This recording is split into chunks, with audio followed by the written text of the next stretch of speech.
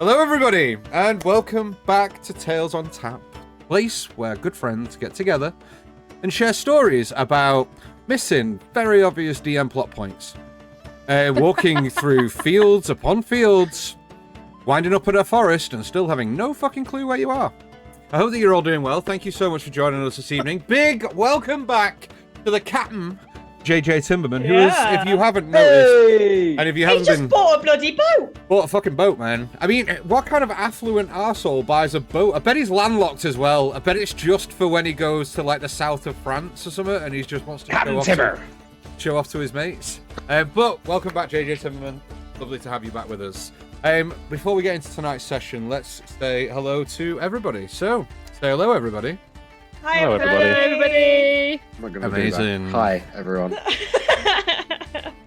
No, you just said you weren't going to do that, and then you did that. It's cliche. Just did it later. It's cliche in bad taste. Wow, you're coming for Brennan like that? I'm joking. Wow. So Just stirring things up. I'm back, baby. So, before we get into tonight's session, we do have some important announcements to get through. As always, our streams are sponsored by our good friends over at Valkyrie RPG.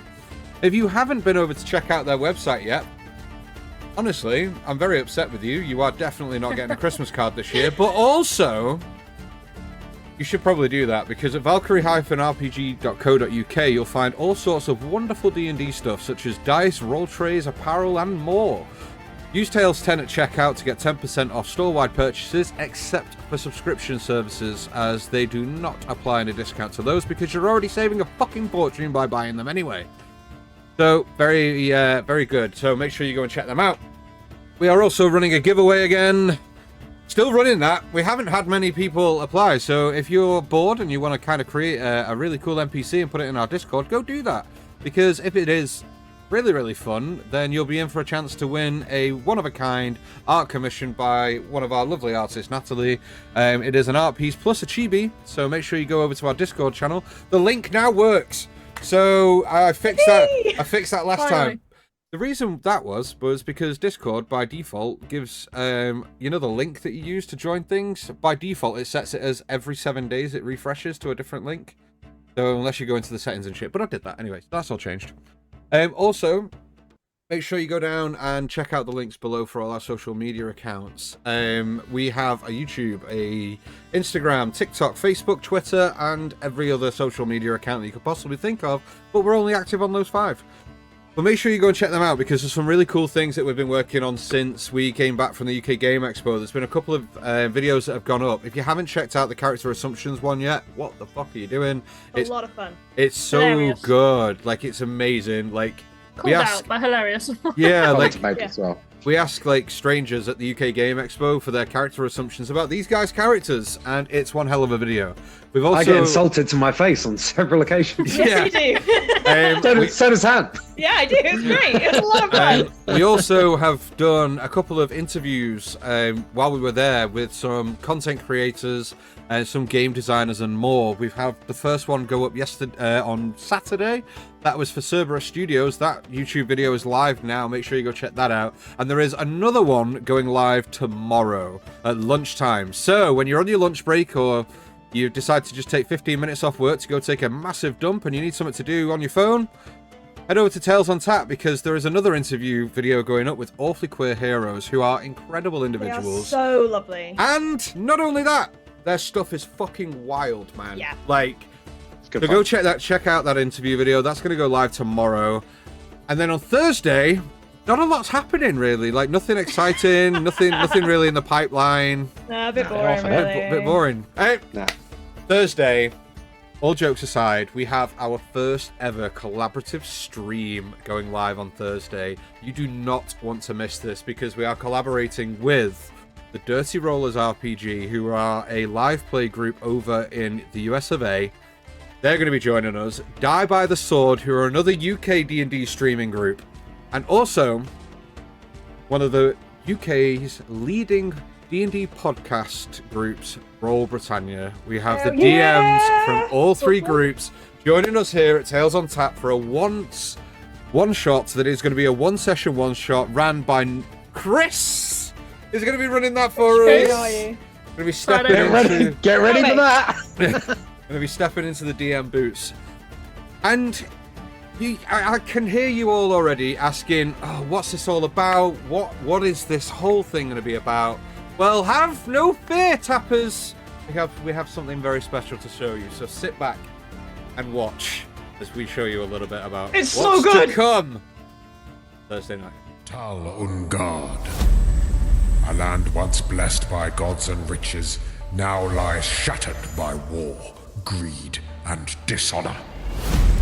This godless place breeds corruption, and even, I suspect, jealousy. Those who should be content with their lot now dare to challenge my noble rule.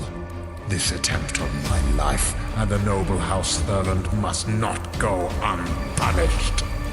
This treasonous and conniving mage, whomever they may be, must be brought to justice. You will carry out this task, for it would be unbecoming of the knights in my court to stoop to the level of such rebellious knaves. No, they will remain by my side to protect their baron. You will ride west to the keep in which these vagabonds reside and crush them. I have felt a cold shadow creep over my lands since this last winter passed. And the time has come to return these lands to order. My order, which shall never again be questioned by any living soul.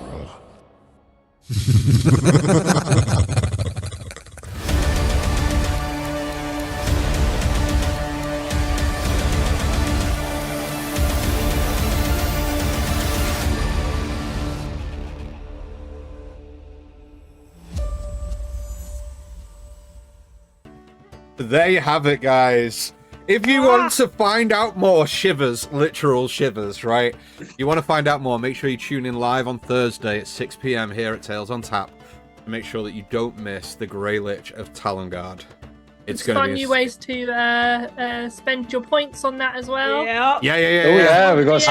That was going to be my next announcement, actually. So we have changed a few of the channel points because we thought, why are we only doing good things for not only players, but the DM never gets good things? And also, what if we just want to be a bit chaotic and we want to try and mix things up a little bit? Well, fear not, tappers, because we have added a couple more channel points for you guys to spend your hard-earned points on. You could give the DM disadvantage on any roll you choose, and it has to be the next roll that the DM does, or for a lot less points, you can make a player of your choice roll with disadvantage. Now, the rules being, if they have advantage on that roll already, and you give them disadvantage, it just makes them roll normal. Yeah. If they roll normal, it just gives them disadvantage. And if they already have disadvantage and you give them more disadvantage, then we just gonna give them more disadvantages. It's gonna be fun. You're far too happy about this. I am I very don't like happy. the fact that you get to control how much it costs for us to get disadvantage. Let me have a look. I don't know. Let me have a look. How much at is it? I Okay, haven't the looked. tides will be So- turned on Thursday and on Thursday. So to give a character disadvantage, they only have to spend 1,000 points. What? To give the DM disadvantage, they have to spend 5,000 points. Alright, well I can do it to you 4 times. That's fine. Tim Okay. managed That's- to give oh, him DM salt. You guys can't spend your points on that. The viewers can. Anyway, This is if you bitch. haven't I can. subscribed already, On Thursday. also, you don't have to subscribe to watch this channel. We do appreciate any donations and subscriptions we get, but it isn't necessary. As long as you guys come here and you sit and you enjoy the stream, that's more than enough for us. But if you want to, by all means, click that little purple button below. And if you haven't got the money to, then connect your Amazon Prime account to your Twitch account. If you've got that, then you get a free subscription. And if you want to use that to support another streamer, then we have no qualms with you doing either. But if you want to support us, yay! Give the DM disadvantage, bastard. Like immediately, like as soon as we announced that, the Dirty Rollers gave it me immediately. I hate that. Oh, hell yeah!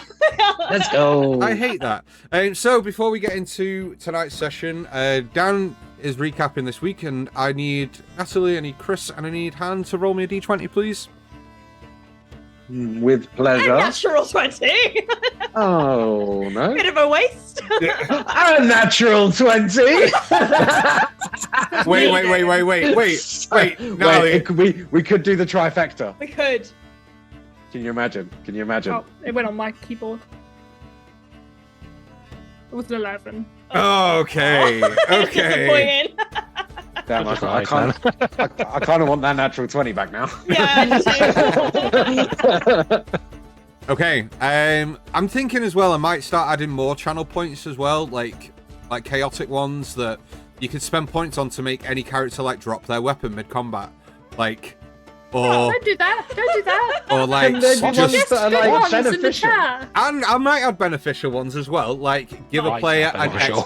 like no, like give a player an extra D6 on attack, or give a player an additional attack. I might add more channel points like that. I feel Also, like viewer inspiration, like bardic inspiration or something. yeah, that could be cool. I mean, you've already got it. Anyway, so the OK's GM, welcome in. Nice to see you here. I think that about wraps up the announcements for tonight's session. So, without further ado, sit back, get yourselves comfortable, go grab a drink. You've only got seconds left. Go do that before we jump into tonight's session of Tales on Tap.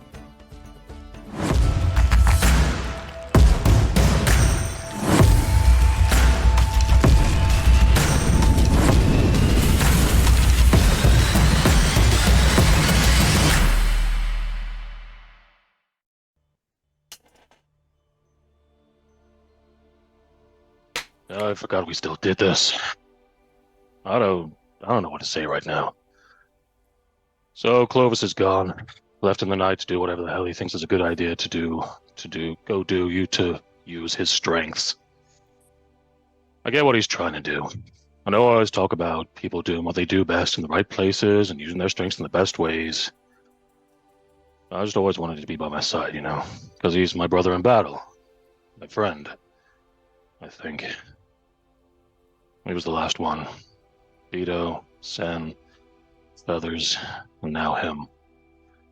All gone, and it's just me. Well, it's not just me. I got Ash and Mike, and Allie seems cool, but I just wanted everyone to stay. I'll start my meditation so I don't get angry at the guys, because they don't need that from me right now. And Ash goes to talk to what's left of Tiri. While trying to settle my mind, Mike asked me if I want to spar and help him get in better shape for fighting. I can appreciate that. I've been meaning him to give him that weird dart-looking sword I took from that dragon I killed ages ago, so now's the perfect time. He ain't bad swinging it around. I've fought, seen, and killed plenty worse swords people. A bit of light training helps calm my nerves, and by the time we finish up, Ash and Helly appear, saying that we've got permission to use the monastery grounds to put the final bits of feathers to rest. Found a nice place in the flower garden, put our body back to the earth, and took a moment. Ash starts to sing something that sounds pretty good, I think. We get our stuff together and start heading towards the front gate because we gotta get ourselves to the garrison, and wouldn't you know it, there was a little goodness in this day. Edrador was waiting for me, and I was really happy to see the guy. His family made it out of the south and all the way up here. But it puts my heart at ease a little knowing people are making it out of this alive. He says he's coming with us to the garrison no matter what we say, and I can understand his warriors' needs, but the guy's got a family to protect, Well, whatever. It's all choices, right? Terry meets us as we start heading out, gives us a little bit of what he can spare, like food and blankets and stuff. Ash says her goodbyes to him, and we get a rough idea of how long foot we're going to need to travel to get through to where we need to get to. But it feels like she's got her serious head on. We all do right now. We gotta be focused and strong. Can't let ourselves go. Can't get angry. Gotta stamp out that fire inside of me and stay calm. We travel quick and hidden amongst the undergrowth. Everything is way too quiet. Even the animals know something's wrong because nothing's making noise except a few birds. But we make good time until smoke starts rising into the sky close by. I guess I got my serious head on too tight because I don't think it's something we need to jump into right now, and it could be more trouble than we need, but everyone says we need to because people might be in trouble. It's true, but everyone's in trouble right now. How are we supposed to do this? I get to the fence of this big farm. There seems to be some weird building-like thing stuck in the ground. I ask Zayla to go out and see what she can see, and I do my best to keep everyone at a distance. We always run in too fast and get caught out, so now's not the time to do that, you know? I don't think people like me being smarter, but it's what everyone always wanted me to be, so here we are. Zayla says she sees some kind of ship, which is weird, and I don't like the idea of the cult dragons dropping ships on people. And there's cultists and beasts sniffing around, but no one's in danger. So again, I point out that it's not a fight we need to have, and they kind of agree, and we move on. The days of travel go by quickly with no issue from much of anything. We eat and sleep as well as we can, and everyone seems really focused, which is good. Not much in the way of talking, but then I suppose there ain't much to talk about. Once we finally gets to the edge of Water's Deep, and we make our way into a small forest that's pretty familiar to a few of us. We assume it's the best place to set up a fortress. And it wasn't long before we found arrows pointed in our backs and an aggressive guard pulling rank on us. We drop our shit at their command and begin being as easy and cooperative as we can, which I felt was harder for some of us. We follow them a long way to the banks of this low trench where a huge rampart and this stronghold seems to have been set up. The inside of this place was huge. Like, honestly, we couldn't see the back of it. That's how long this cave was. People of all kinds in here training and working hard to put some kind of resistance to the armies of the cult. And honestly, the first time in a long time, I felt like I were somewhere I could be of use. I know this life. Training is to improve your abilities to fight because you don't know where good people are going to die. The smell of the forge and the shouts and the cries of warriors sparring and bonding somehow settled me even more. I guess a person's heart never really changes. We were told to stop by the angry guard, and only one of us could talk to whoever's leading this army. So I stepped up to do it. I might be a fighter, but I'm not all that wordy, but I think I can do this. I want to prove to them all that I'm not just a guy for doing axe work, and that this is the kind of place where I can make a difference and help the group. That I'm not the same guy they always think I am. But that was before they shoved me to the ground, bound my hands, and swung a sword from my neck. I'm sure I'll be fine. Amazing. Love that. Amazing. That was so Love good. that. So, as you guys gather, Ash, Michael, Feathers, and Edredor, you guys are still where you are. Not feathers. Not Feathers, Hallie. Apologies. It's because of JJ Timmerman with, like, hashtag never forget Feathers. Don't blame ghost of JJ feathers. Timberman. It's messing with my head, man. You guys are where you are. You haven't heard word back. You've been waiting for some time. Where we pick up tonight's session. Inside this tent, Jove. Your hands bound. You have been forced to the ground, onto your knees, your head forced down towards the ground. So the individual that was stood with their back towards you at the other end of the tent are slowly out of vision because you're staring at the floor. Your hands bound, but you see the sword that was pointed down now swing up, and you kind of brace yourself for a moment. And as that sword swings down, you hear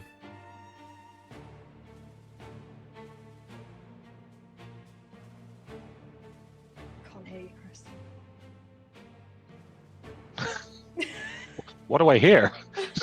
What's happening? What's happened?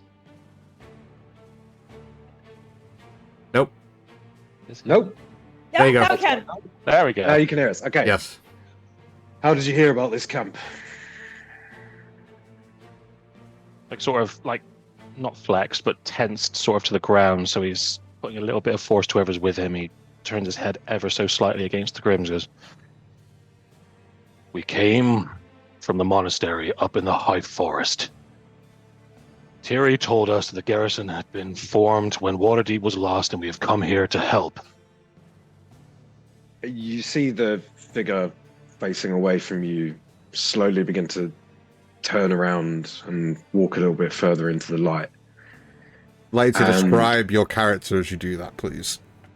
And you see a stout, quite rectangular looking man, heavily clad in dark grey steel angular full plate armor with pauldrons that reach almost to the tops of his ears. And the breast of his cuirass resembles a large anvil-like warhammer right across the chest. The top of his waxy brown hair is trimmed to a flat plane that overhangs slightly its edges. Think Guile from Street Fighter. I was going to say, yeah. And the flashes of grey that are also visible in his bushy Abe Lincoln style chin beard. His brow is heavy and furrowed. His whole face is leathery and deeply wrinkled but seemingly not entirely by age, also by weathering and experience. His large grog-blushed nose sort of droops down over a small bushy mustache on his top lip, and also has a series of deep ridged wrinkles from bridge to tip. A large scar stretches from the center of his forehead and onto his left cheek, broken by an eye socket containing a smooth golden sphere. And towering over his shoulder, a large, finely crafted and engraved glaive with an uncommonly thick handle, like very thick handle, of dark oak. Got it. He only stands upright at about 5 feet tall, but you think he could even still be getting a couple of inches from his plate mail sabatons. But he is still an imposing presence in this tent. And as he sort of approaches you, he looks down at you, looks up at one of the other people in the tent, says, "Go get Major Vern." The individual that had the sword to the back of your neck kind of looks across to one of the others and just nods, and you hear footsteps behind you, although you can't see who's behind you, Jove, in the position that you're in, and you hear footsteps leave the tent. And how did you find us? Your forest guard brought us here. I mean, specifically this area. How did you know we were here? Okay, well, as in, why do I know that your garrison is in the forest, or at least close to it? I want to know how you came to be in this place and who sent you. I just told you. Thierry from the monastery up in the high forest told us the garrison was here. We have come to help. We came to the forest. I used to live in Waterdeep. I know that forest fairly well. If you're going to set up any kind of defense, any kind of place for people, it would be close to that. Your forest rangers guided us here. He kind of, as you're talking, sort of steps away and sort of begins to pace. And sort of turns back towards you. Well, we'll see if what you say is the truth soon enough. And why did they send you here? Because we have been helping all across the land as much as we can. From Lakeside to Belloc to Greenest. We saw off the armies that keep in Greenest. Governor Nighthill knows who I am at the very least. He won't know my party anymore, but he will know me. Edrador Greyhaven is outside, one of the only surviving people from Belloc. We have come from there.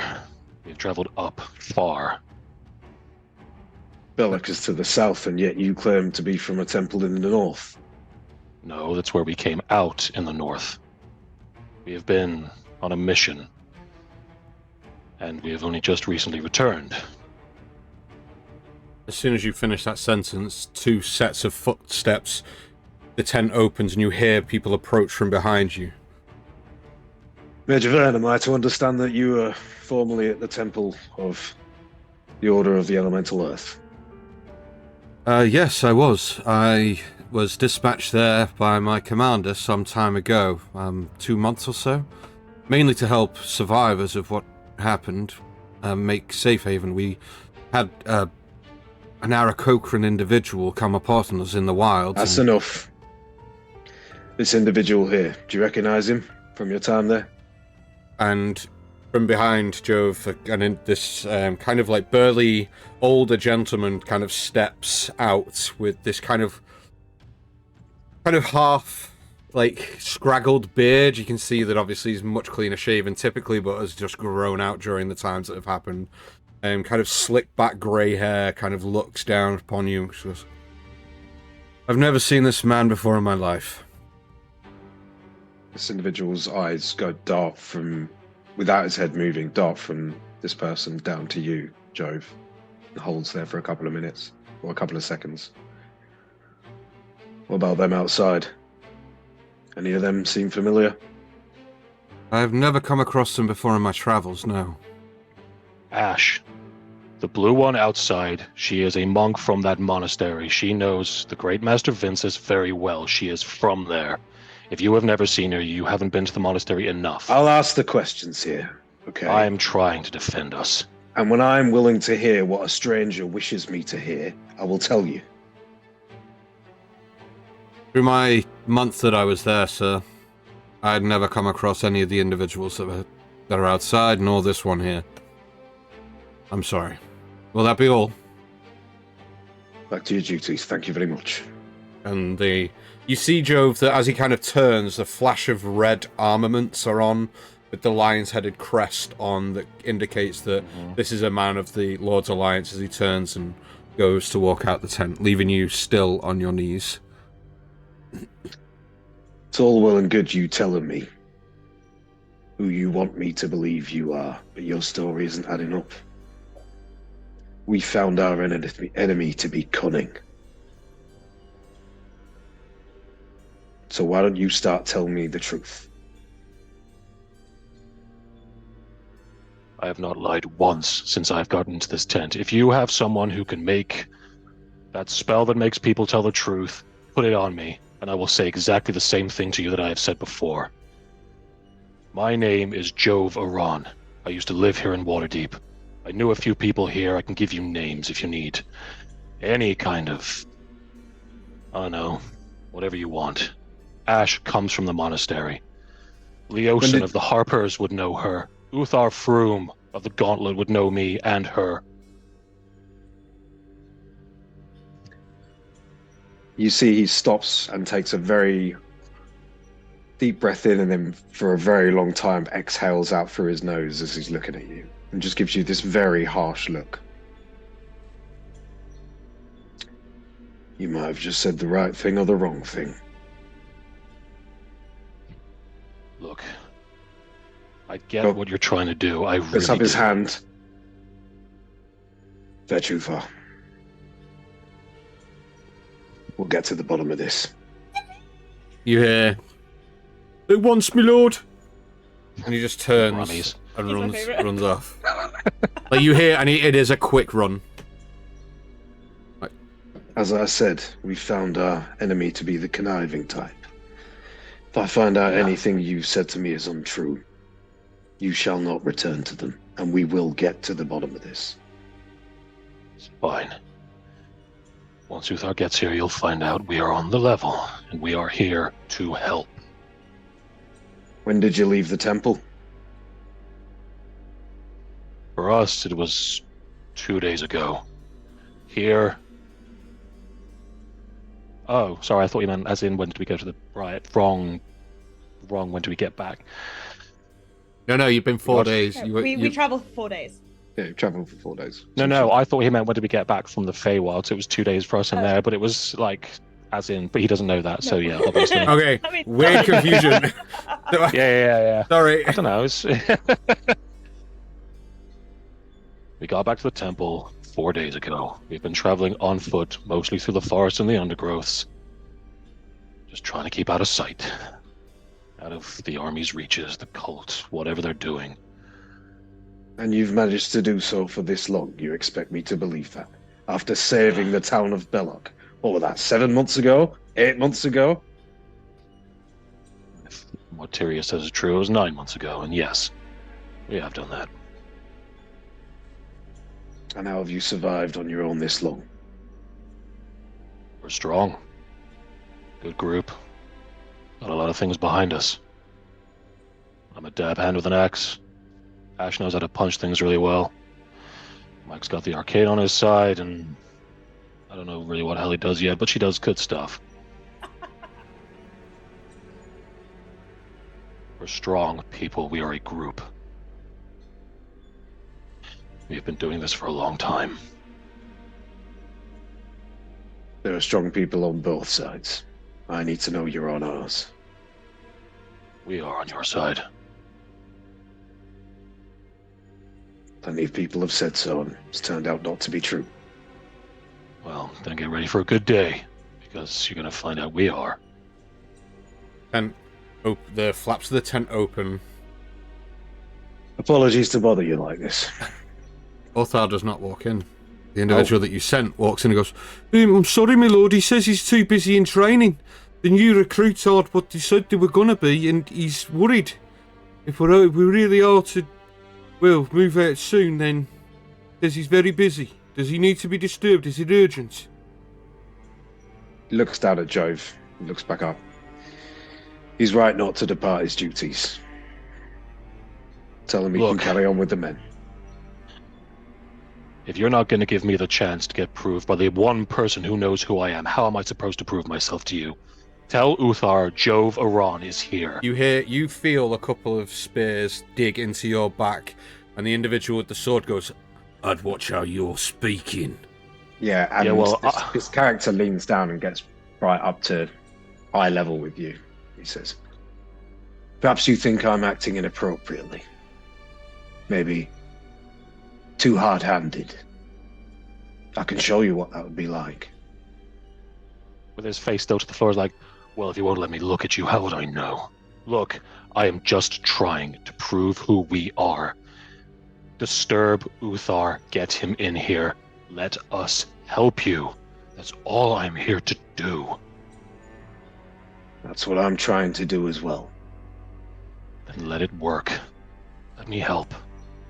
You can sense a sort of desperation in his voice, like he's really trying to sort of put across that whatever inner sort of conflict where he would like to just rage, fucking pull his wings out and smash people in the face. He's genuinely not. Not that you know this, but you can just sort of see the like the tense sort of rigidity in his body, like the. Jove, make me a general wisdom check, please.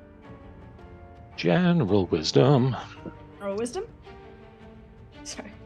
General wisdom. Yeah. General wisdom. Oh, you gave away my name.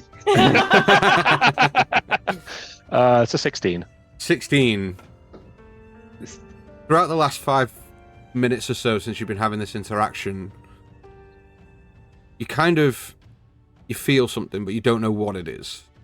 And Chris, as your individual kind of like looks over his shoulder, yeah, the person that you make eye contact with just gives you a knowing nod.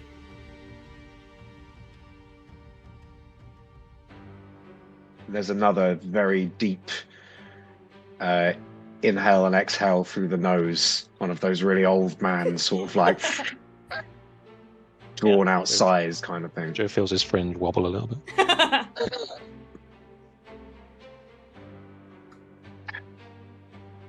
Well, seeing as Othar's wasn't the only name that piqued my interest, I'm inclined to give you the benefit of the doubt for now. Let him up. For the first time, you feel the blade removed from your neck as you are able to lift your head, and they kind of like pick you to your feet, but they don't remove the spears and things from your back. We'll be keeping an eye on you. That's fine. But until we're able to verify who you and your friends are, you'll be kept under guard. In as much comfort as we can provide, but it's meager. At least you won't be thrown in with the pigs. Times are hard, so I appreciate that. Look, we're not here to stop this. We're not here to bring danger or make anyone aware of this place. We've been gone for a lot longer than we wanted to. Now we are back. And I told him that I had duties, and if he's not going to let me do them, then I need to. As the tent opens and Orthar Faerun steps through and goes, "You sent for me?" I apologise for taking you from your duties, but That's all right. we've had an interloper in the camp, and they claim to know you. Well, it's not the worst thing I've been called. You recognise this one? Kind of steps round, steps and looks at you. Steps next to the other individual, folds his arm and kind of scrunches his eyes up and just kind of goes, "No. No fucking way." You do. Fuck you. And as he does, there's like a... From, Hey, Uthar. It's been a while. Oh, what the fuck are you doing here? Take the spears out of his back. Apologies, Commander. I do. You wouldn't, if I'd have known, then I'd have come a bit sooner. Not at all. You're performing important duties. The push will be coming soon. I didn't expect to see you here. I haven't heard of you for some time, Jove. Or Feathers, or Ash. He spoke of this one. I believe more of his party are outside. It's You all, Jove. you're all Jove. here. no, it's just me. It's me and Ash are the only two you'll recognize. Sorry, Feathers. Commander, you were gonna say. Jove, you said your name was. That's right. And he kind of looks you up and down for a couple of seconds. Jove looks down at him. Not entirely what I was expecting. You, Commander, you know my right-hand man that we've discussed and we've utilized on many occasions. I do. Is he here? Sorry, no, sorry. Yeah, this is the group he was part of that I told you about. That you were told about. Well, this is the Fallen. One of them. Not the first I've met. Your companion, former as it were. He's still one of us. Absolutely. And he's been very helpful in the fighting. He still is. My name's Tostig Mordal. I'm the commander of this garrison, but people call me Captain Stig. I'll call you Captain Stick too, because I'm not gonna be able to pronounce your name properly. I'm sorry. I'm bad with them. No problem. Right, well, apologies for the slightly less than warm welcome, but as I explained, we've had trouble with people infiltrating our previous garrisons and camps, and we can no longer afford to allow such things to happen. I get it. Sorry for forcing as hard as I did. I'm just trying to get into a position where we can start helping, you know? These times are tense for everyone. I understand. And we'll be glad to have you. Soon. For now, I'll have a site prepared for you and your companions. Get some rest. You look like you need it. It's been a rough 4 days. Well, When do you want us back? when I have need for you, I'll send for you, but I've much to prepare, so if you don't mind. Take these to the southern campsite. I'm sure we've got room down there. All right, my lord. Yep, you heard him. Come on. Orthard kind of turns and goes, I'd very much like to escort them. I haven't seen them in some time. If you would allow, I would quite like some time just to at least catch up with them. I defer to you, Lord Faerun, but please return to your duties as soon as you can. We need the men as ready as possible. Very well. Thank you, Commander Stig. Did you say Stig? He just gives you one nod. I don't want to start asking things straight away, but I knew a few people in Waterdeep, and I just, if maybe someone could find them for me later, if they're here or not. Lothar kind of like butts in and goes, "There's plenty of time for that, lad. Come on." Sure. Okay. Captain Stig has many things that he's attending. Let's not disturb him for much longer. Apologies. We'll be out of your hair immediately, Captain Stig. Come on, Jove. And he starts escorting you out.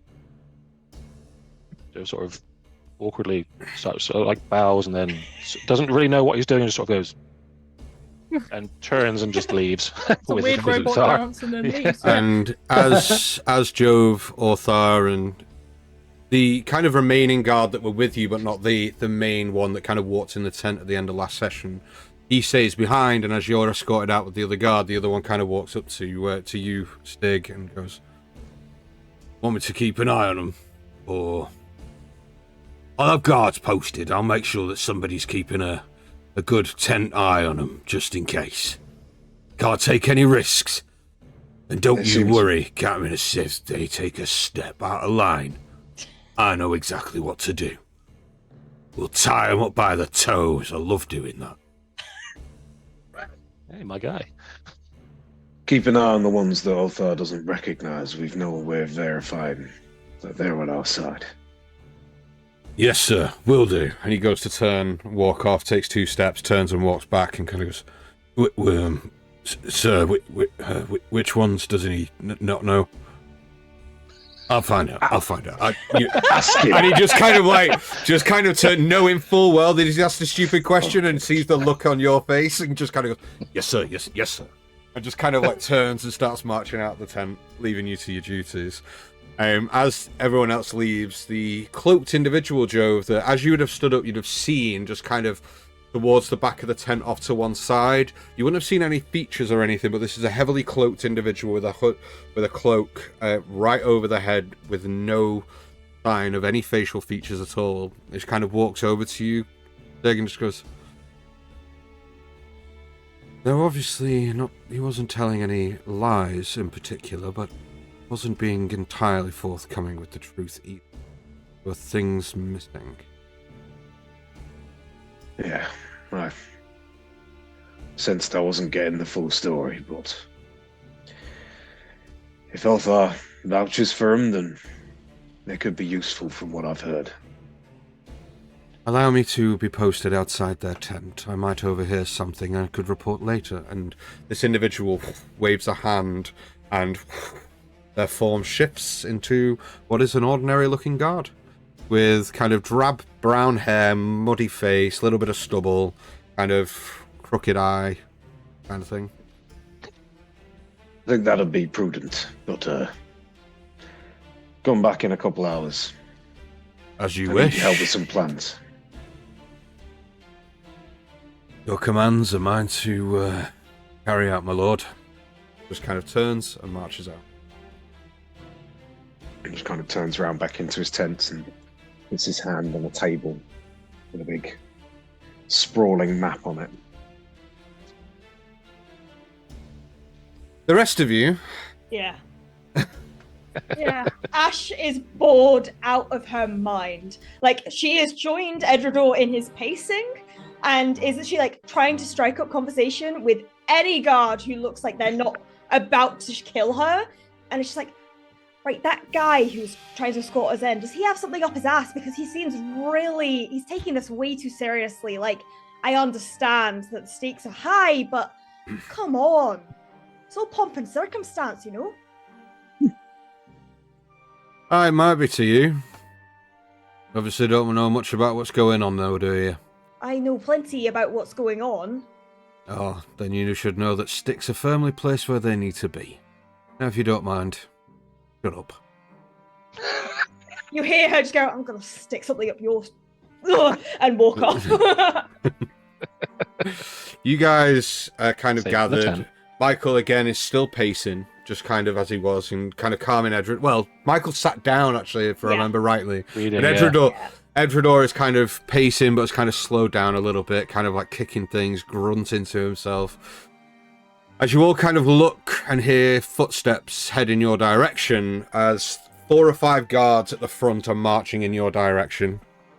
They get to around 10, 15 feet from the group and part. And as they do, behind them, Jove, and a very familiar face to you, Ashar, as Orthar Faerun is stood as he's walking towards you all.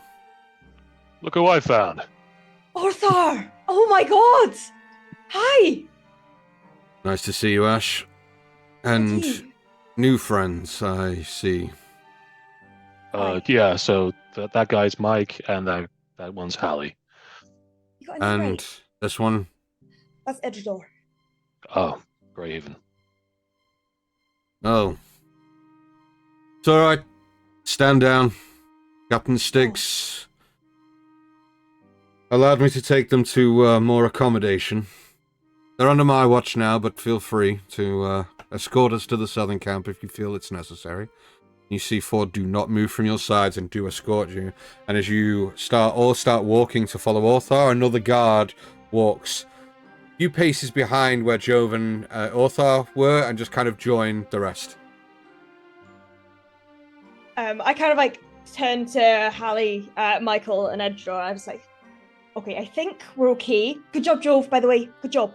You see like a thumb just appear over his shoulder. We know Orthar from a while back, I guess, now, back in Elturel. We should be okay. Does that mean we get our weapons back? That I don't know. I'm hoping so soon. I wouldn't push your luck. Orthar, I mean, I'm gonna want my axe back. I'm gonna want my staff back. Oh, I'm not saying that they're going to keep them forever, but I'd maybe not ask for much right now. You are strangers here. As much as I know you, and care for you dearly, well, most of you, 2 of you. I don't know. You don't have to pretend. I don't know. You like me. As much as I care about you, Ash. Let's not. Like shakes his shoulders a bit and just like stands up a bit taller. Maybe don't ask for too much right now. You are strangers here. You're not supposed to be here. Wait. If you're here, is Sen here?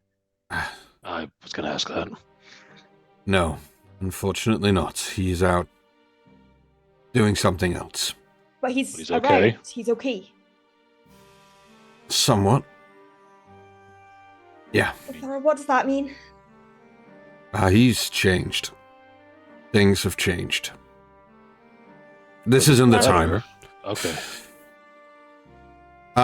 Sorry, yeah. So Sen was their compatriot for some time, traveled with them for a short while, but he is now fully fledged member of the Order of the Gauntlet and is actually risen through the ranks quite quickly. He is now my right.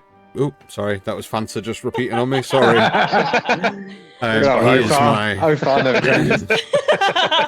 He is now my most trusted friend. I'm glad he got what he wanted. He had more than that. We'll discuss it more. Come. Okay. And he kind of leads you all through the encampment. As you guys are all walking through, people are stopping what they're doing and staring at you and kind of watching what you're doing and try to, like, figure you guys out as you're being escorted through the camp. You do see that, as I described last week, the camp is full of individuals, you know, people all dressed in armaments of different varieties, some clad in full plate armor, some just in leather armor. Others in, like, piecemeal. They've kind of just tried to put together through bits that they've found or taken off bodies and things like that. There are a mishmash of the Order of the Gauntlet, the Emerald Enclave, the Lord's Alliance. There are Harpers here. There are mercenary groups that you do not recognize. There are other individuals too that you don't recognize. There doesn't seem to be anybody like women or children or like, you know, like common folk in this camp. There are people dressed in common clothing that are obviously like wards and, you know, shield bearers and pole bearers and such. But they're just running around fetching jugs of water and cleaning armor and tending to horses and things like that. But you see that where the tent that Stig was in was kind of towards the, not towards the middle, but towards the outer easterly point. As you kind of round the corner, you see that the forested hills kind of drop, and this encampment goes on for some distance. There are, at best guess, 10,000 individuals in here. So look. Sorry, just from what I know of Waterdeep before, this is new, right? Like, I've not heard stories or anything of like huge sets of caves or tunnels under Waterdeep or anything like that. I don't know D&D. I don't know what you're asking. We're not under Waterdeep. Well, no, we're near to Waterdeep, but Yeah, we're just at the side. yeah, I know. But based on my asking, do I know that this was here, or has this been created? Like, this has been created. Okay. If you remember back to what I said last session, you know this area very well, and some of you, Clovis, will know this area. Ashar, you may have been through here before. This is purpose built. This has only been this encampment has only been erected over the last couple of months. With this many people, this isn't a stretch to imagine. Yeah. But yeah, you can see rough estimate. There's roughly around 10,000 able-bodied individuals here. As you're escorted through, you see that some people kind of like are in the midst of talking and just kind of like push their kind of conversation down as you pass. Some kind of look happy and like kind of like inquisitive. Some kind of scowling and more like trying to work you out. And you can see that nobody's clean, really. No armaments are clean. You see that most have battle wounds, and you see that even like many of the people here are kind of carrying injuries. You see most, like, some are like bandaged up and some are missing limbs, but even despite that are still kind of armored, like kind of armed, standing at their post, knowing full well that regardless of injury they have a job to do. As you're kind of escorted through, it's a dire situation, and you see that some people look malnourished. There's obviously not a great deal of supplies here to go around, but the fighting individuals look in better health and better like condition than others that aren't like there to do the fighting, so to speak. They're kind of there to just do the job as best they can, but the food and rations and what supplies they have are obviously given to those more able-bodied individuals, right? Yeah. You see that as you kind of walk, there is not just fighters, not just warriors, but there are groups of mages and wizards and druid, and you can kind of try and you pick these individuals out. That there are those with, you know, grimoires attached to their belts, and like there are a mixed mash of all different varieties of heroes here. Orthard leads you through and kind of leads you to an open tent. It is a rudimentary barrack-style tent with around 8 to 10 cots in there. They are just cots, traditional army-styled cots. Very little in the way of comfort in here. But you are led in, and Orthard kind of turns to you all and goes, "Well, this will be home for while you're here. Make yourselves as comfortable as you can. We don't have much in the way of supplies, but if you need anything desperately, send for me and I'll see what I can do. Now, I don't have much time, but you need to do your best now to fill me in of everything that you can, because I have many duties, and as much as you may want to call on me, unfortunately, my duty is to the people here, not to you. I hope you can understand." Of course. Of course. Okay, so where did we leave you? Abridged version. We left El Torel. as we were traveling up north, we left on the boat. We ended up going by a boat further north to join the caravan. We bumped to join the caravan at Baldur's Gate. We bumped into Michael on the way, as well as another individual, Azrael, but he's not here, so it's not really relevant right now. We got to Baldur's Gate. I ran into a couple of people from my past, including Phalanx, who I knew from when I was previously there, who was also, you know Phalanx, of course you know Phalanx. Yeah, I bumped into Phalanx. Have you heard from him? That's not for me to say. Why? I'm not in command here. We joined, we were late to Baldur's Gate, but we managed to catch up with the main caravan that we were tracking. Ran into a few problems on the road. And then we went to the Glade of Elevan.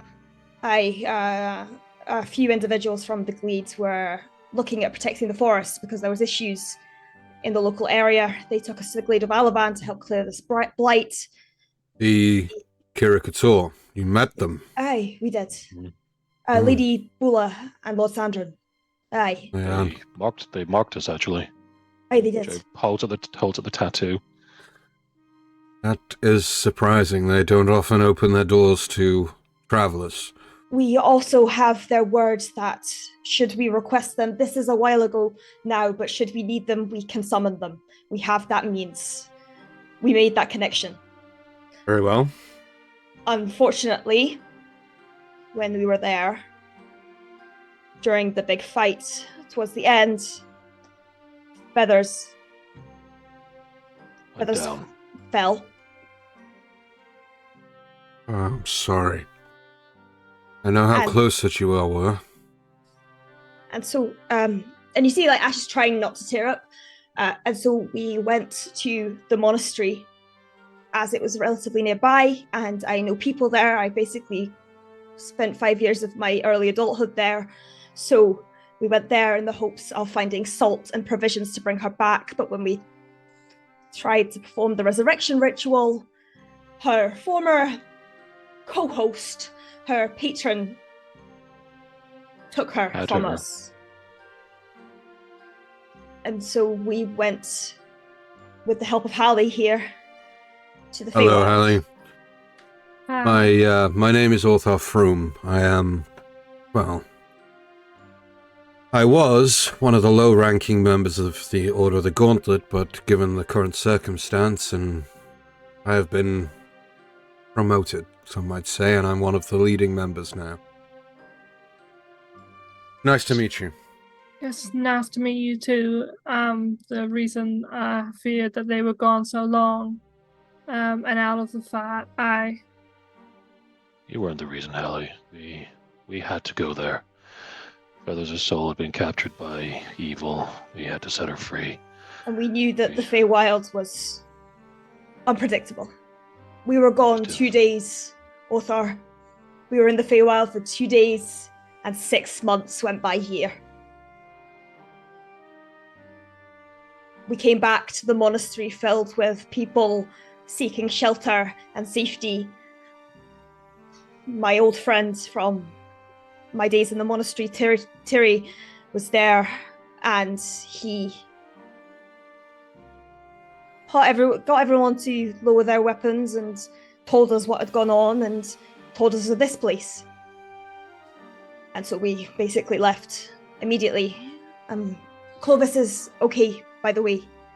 He's off doing his own thing. Doing what he does best. Surprisingly, I wouldn't expect anything less. But much has changed, friends. Much has changed. The world is not as it was. The enemy forces that you helped me so valiantly and were so willing to aid me and moved up their timeline. They have taken a firm grip on this world, and it is us. We are their last left. We are the last bastion to stand against them. It's good that you came when you did. But I fear that this is not over yet. But though I'm of high standing within the Order, I do not pull rank here. As much as Captain Stig, as you've met him, Jove, Captain Stig he's a good man.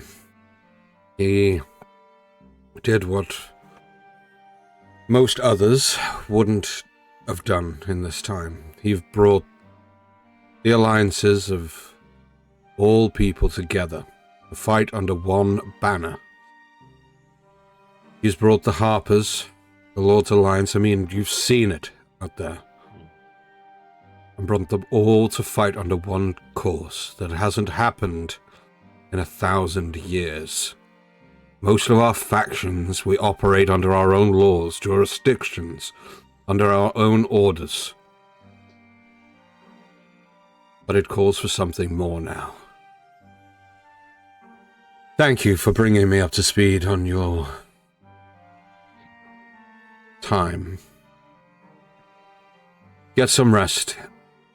I fear that the coming days are going to be tough. There is things in motion that you may be needed for. I'm glad that you're okay. And it's good to see you. I thought that you died. Takes more than that to fully finish off the fallen. Just get back up again. I sort of like puts a big hand to his shoulder and sort of slaps him a little bit and gives him that, pop guy shake like, yeah, we're alright. This Captain Stig you talk about, who does pull rank and will give me answers regarding my friend.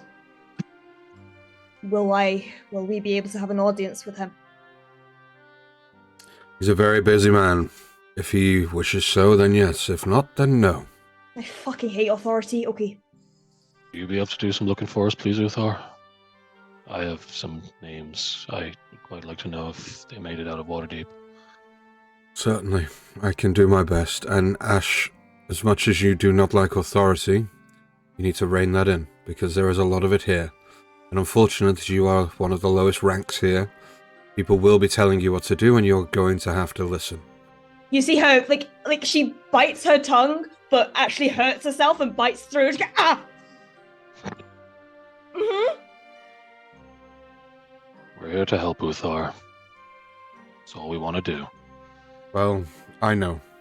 I know that your intentions are good. You've done great deeds for me thus far anyway. Rest. Get yourselves situated, and I shall send someone with food and water when I can. Just quickly, before you go, Othar, I know it's probably bottom of the barrel, but have you heard any whisperings about Brackus von Mayer? No, I have not. Okay. Because I thought that exact thing myself. I sent word, and we sent our best spies that we could. I even asked Leosin for his help, and God, even when we got here, the Zents and their underground networks, we sent word through, but nobody's seen or heard of him since. Okay. There was you see Jove genuinely looking, trying to think, like his fingers pressed so hard to his temple he might push through. He's like, when I was in, I know you've got to go, I do, but when I was in Greenest, there was a woman who led the camp that was situated outside Greenest before we took it down. She killed Synax. Has she showed up again? Rula Mondarth, you speak of. Yes, that one. Her. She has been cited on various occasions, but has never been pinned down. Don't worry, okay. She's at the top of the fucking list. I must go. Good. I'm sorry. Okay, sorry. I know. Sorry to keep you. I know you have lots of questions, and I'm sorry I can't answer them all, but I am busy. No, I have fine. things. Hallie does move forward with an outstretched hand. Well, it was really nice to meet you, and I can only offer all the help I have. It's nice to meet you too, Hallie. If you're friends of the Fallen, then you're friends of me.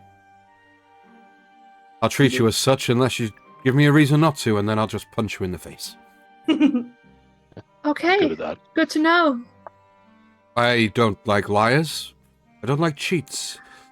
I don't like people that try to pull the wool over my eyes, and I especially don't like people that don't.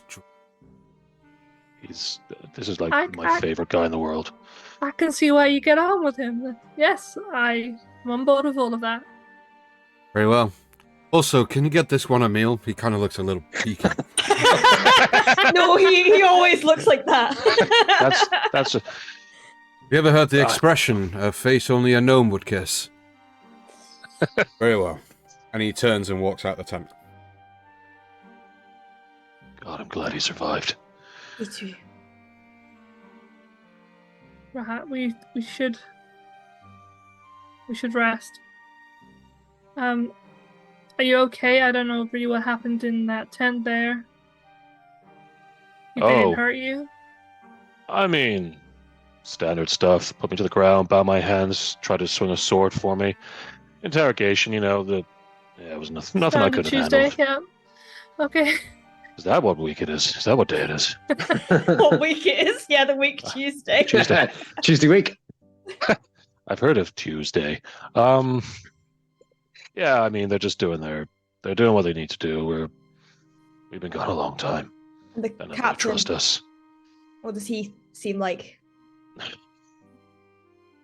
Standard captain, he's just trying to manage thousands of people in an army. He's probably got more going on in his head than he needs right now, and us rocking up at the door is the least of his concerns right now. He seems...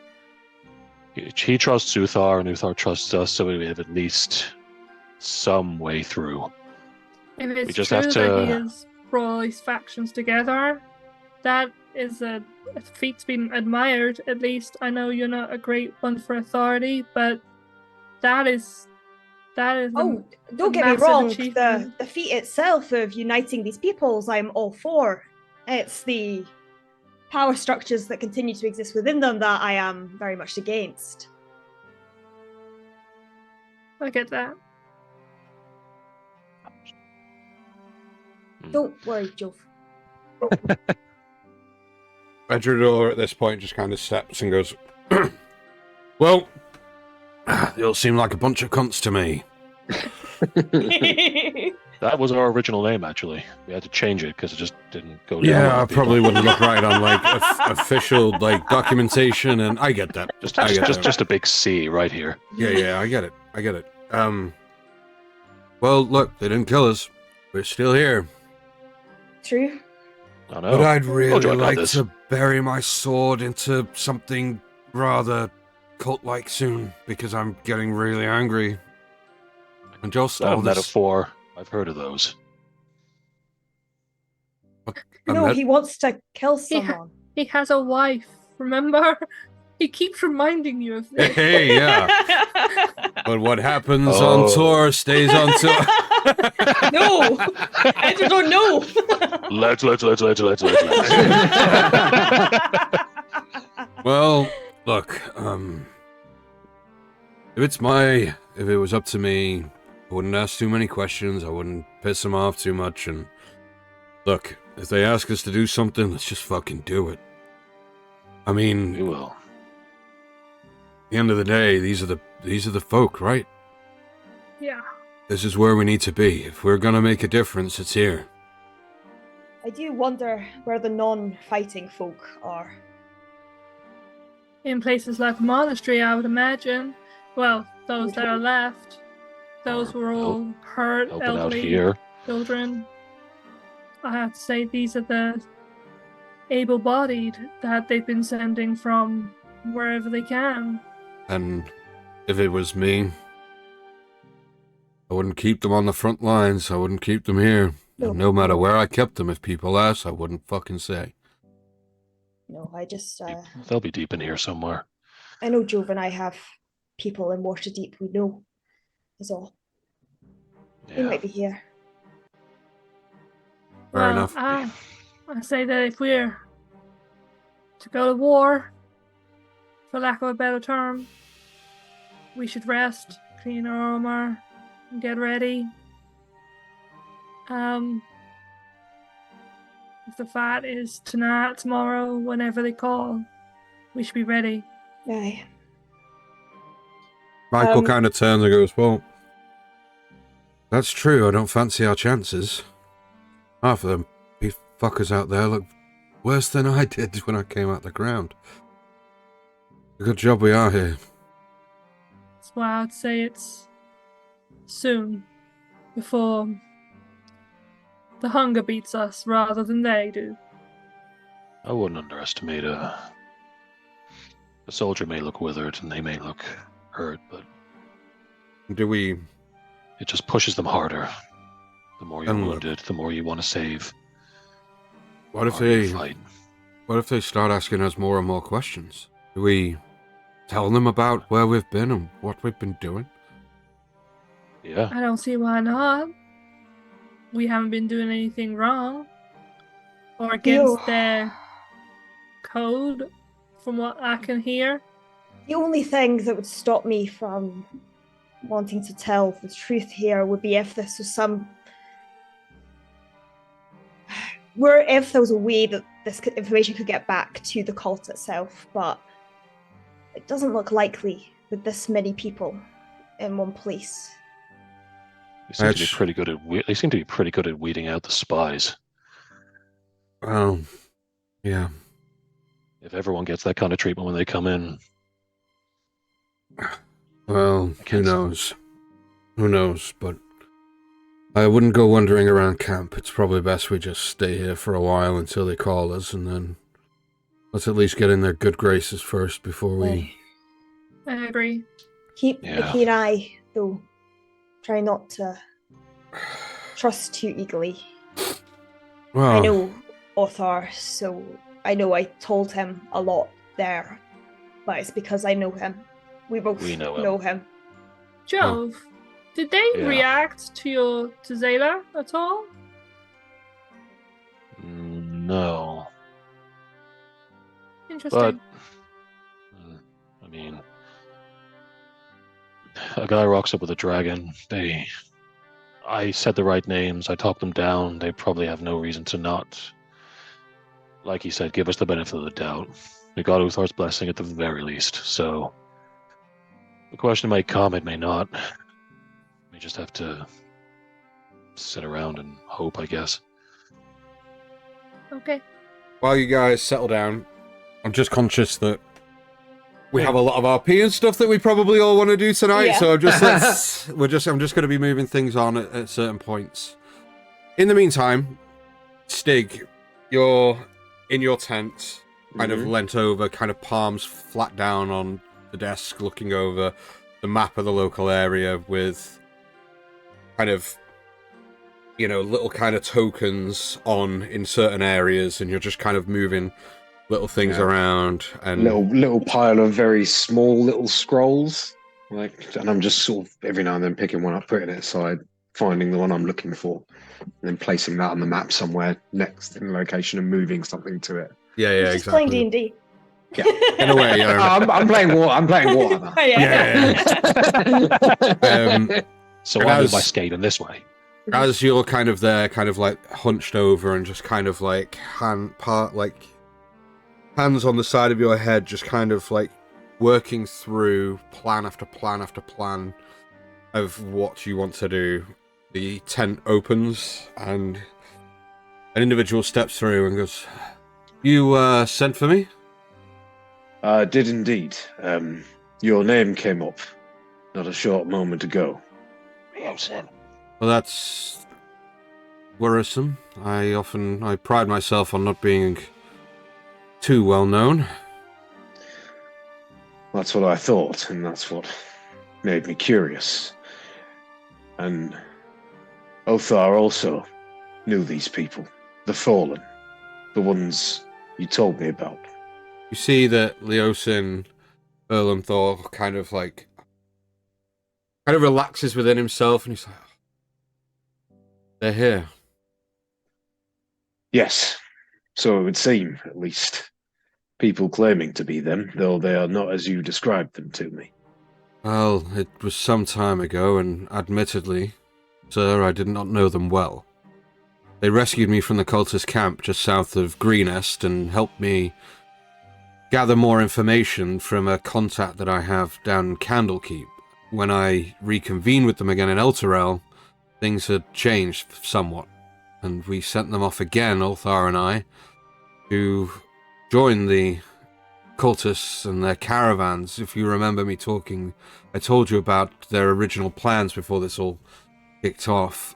They were moving things under the guise of travelers and traders and merchants and the like, and we asked the Fallen to infiltrate their number. Though I heard all about the journey. Though we didn't hear much from them afterwards. We were supposed to hear back from them once they reached Waterdeep, and they were supposed to reconvene with myself or Orthar there. But they never arrived. One of their... well... Phalanx did, with another individual that I hadn't met before. But nothing of the Fallen. They told me that they went off to deal with something elsewhere, and the last they heard was some time ago, and nothing had been heard since. But from what I know of them through my limited dealings, they seem trustworthy. And capable? Oh, very much so. Although one of their number is no longer with them, and he was sort of like a walking fortress himself. And there are two others as well that are not with them from the description I received, though I have scouts out looking for them now. They're not with them. But sorry, I am confused. The spindly fella and the bird. I've heard a tale of their mischievous goings on, so I assume they're probably around here somewhere. They'll be found. Nice. If they have infiltrated the camp, then it is only for the sake of looking out for their friends, I assure you. People have no ill intent that I have ever known. Please rest assured that if you do find them, you would treat them well, I would hope, sir. I appreciate what you're saying, Leosin, but they've been gone a long time. And until we know what happened during that time, who can say? Of course. I defer to your better judgment, sir. If what you and others are saying are true, though, then could be a great opportunity that they have arrived when they did. That may be so, but I would err on the side of caution. As you say, they have not been here for some time, though they are capable warriors that I have known. I have never seen them in battle myself, but Sen, from what he has proven to be a great asset in the war effort, so... Then I might advise that the Fallen themselves, and whatever compatriots that they have found, may also be the same. If some of them have survived, then they may have already been through an ordeal and made it through. They may serve you well, if utilized in the right way. Though put on the front line, they may not be as utilized in a way that you would hope. They are a force and they work well together.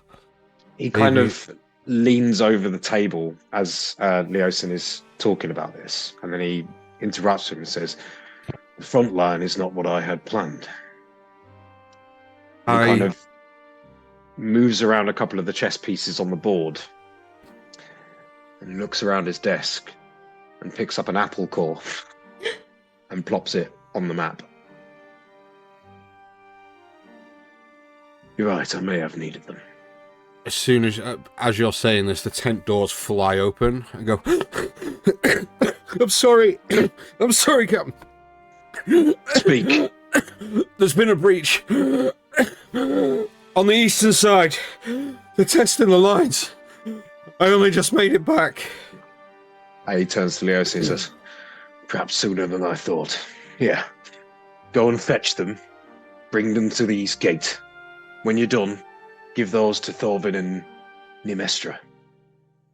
We'll need you in the coming conflict." At once. I shall... At once. And he turns and the guard kind of just goes, I'm sorry, Cap. I got here as fast as I could. And that kind of... Get to the infirmary, man. We need you fighting fit tomorrow. And he grabs this massive glaive that was leant up against the wall and sort of picks the bottom of it so and lands on his shoulder and begins tearing out of the tent. Hey. In the meantime, you guys are just kind of sat on your cots. Yeah. Discussing and amongst yourselves. I would have quickly got the sending stone out and just let Clovis know that we found Author. Hey. Jove did good speaking. Yeah. Jove speak good. Okay. You don't hear anything back. No, okay. Not even a cough.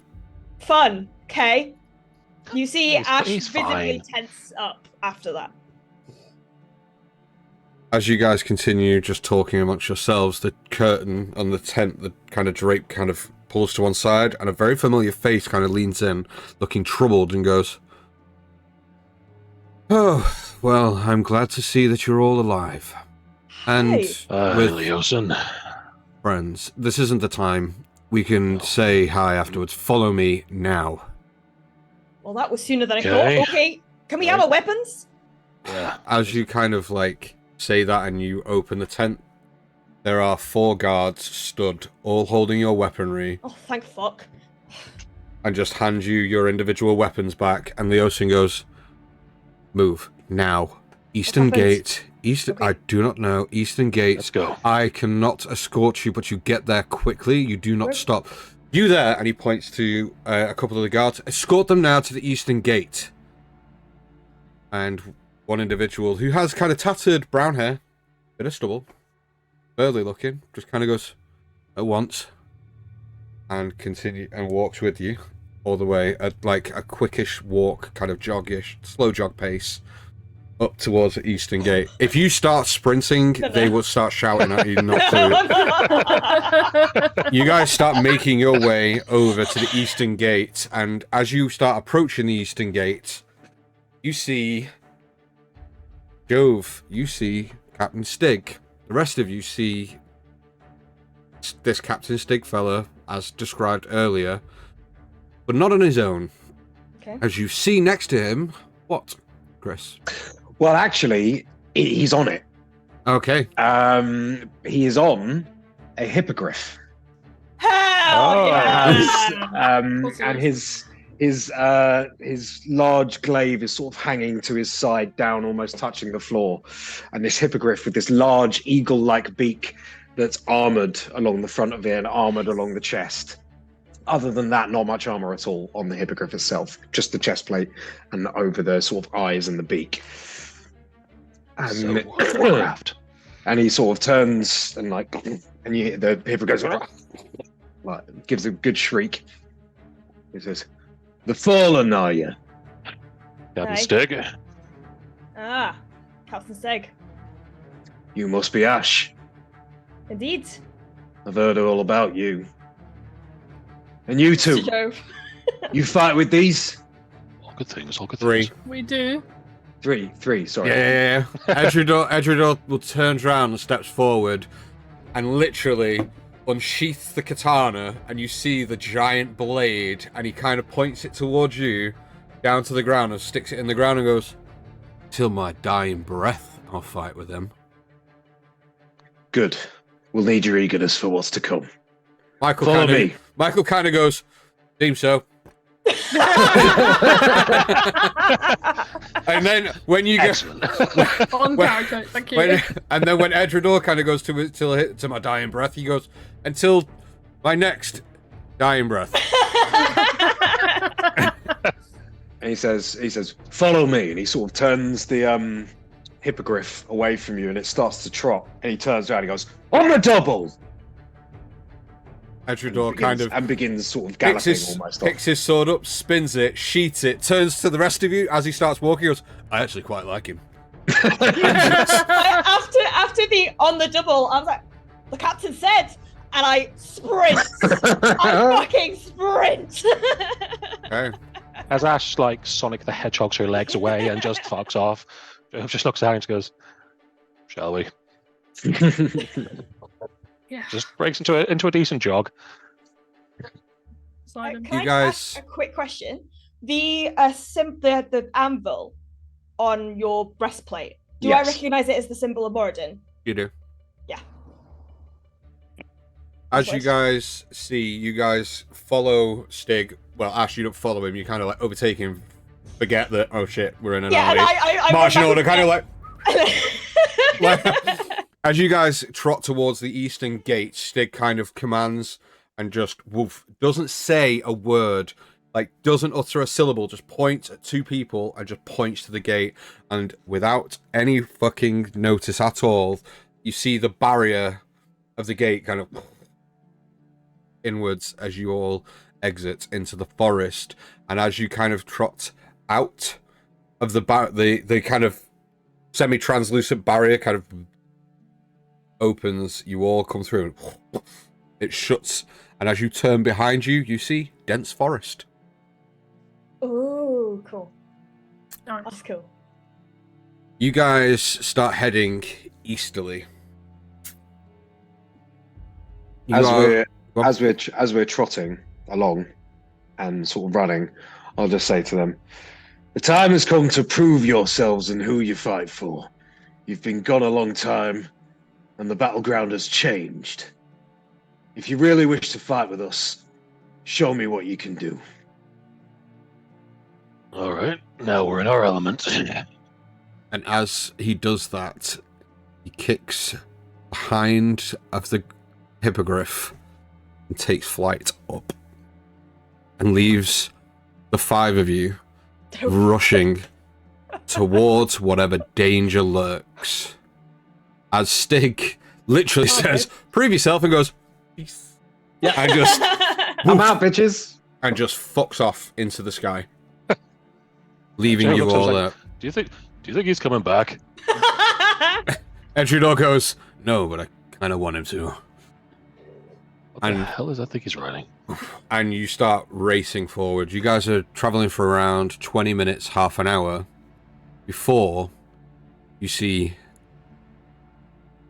silhouettes moving in the tree line in the distance, heading in your direction. I immediately kind of dart behind a tree and I attempt to hide while steadily approaching. Stealth check, please. I will find a bigger tree and try and just sort of take like place behind it, not hiding too much, but just keeping in. Okay. Sort of 21. Sort of tree. Okay, I want you to make me a stealth check as well, please. Hallie, what are you doing? If I see people darting off and trying to be sneaky, she will do the same, probably towards. If they go to opposite sides, I will go to Ash's side and try and be stealthy. Okay. It's just a 10 You from see- me. You see Edredor rushes forward Yeah, of course he does. around Okay. around 20 feet before darting to the side. But he keeps low to Okay. the ground and kind of like samurai runs, like ninja fucking runs, like dead low to the ground, sword back, like Naruto. yeah, like No! Don't do Naruto Edredor like run. this.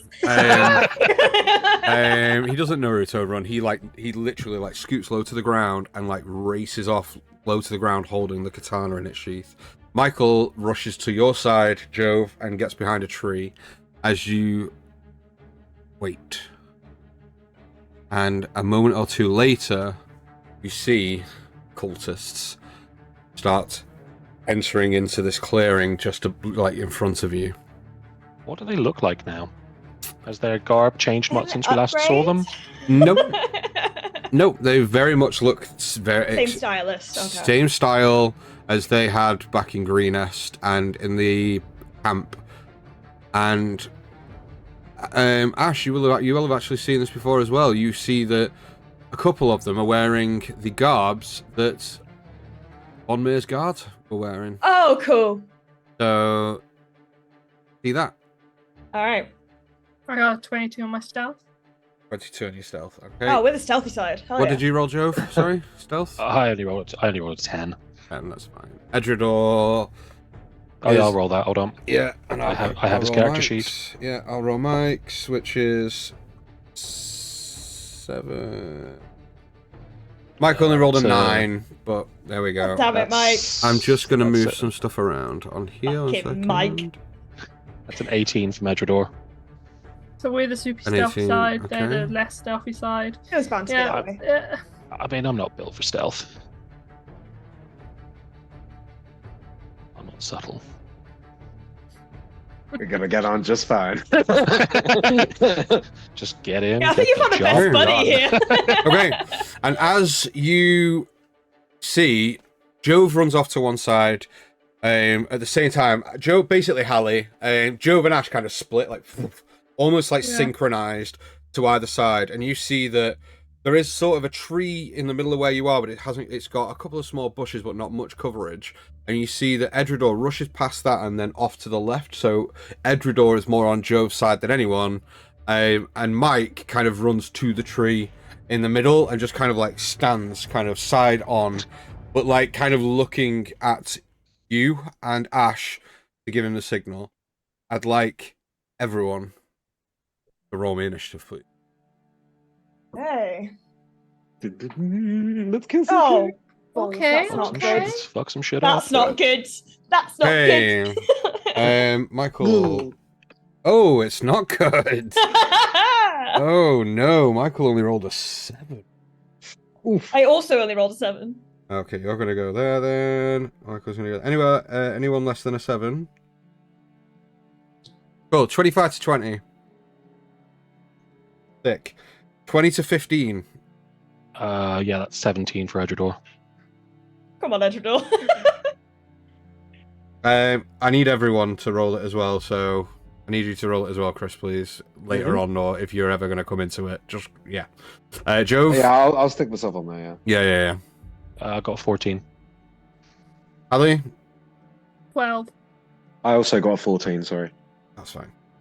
I think Jove, and then I'll put you here, but that's if you decide you want to jump in. If and when. Yeah, and then Hallie, you're here.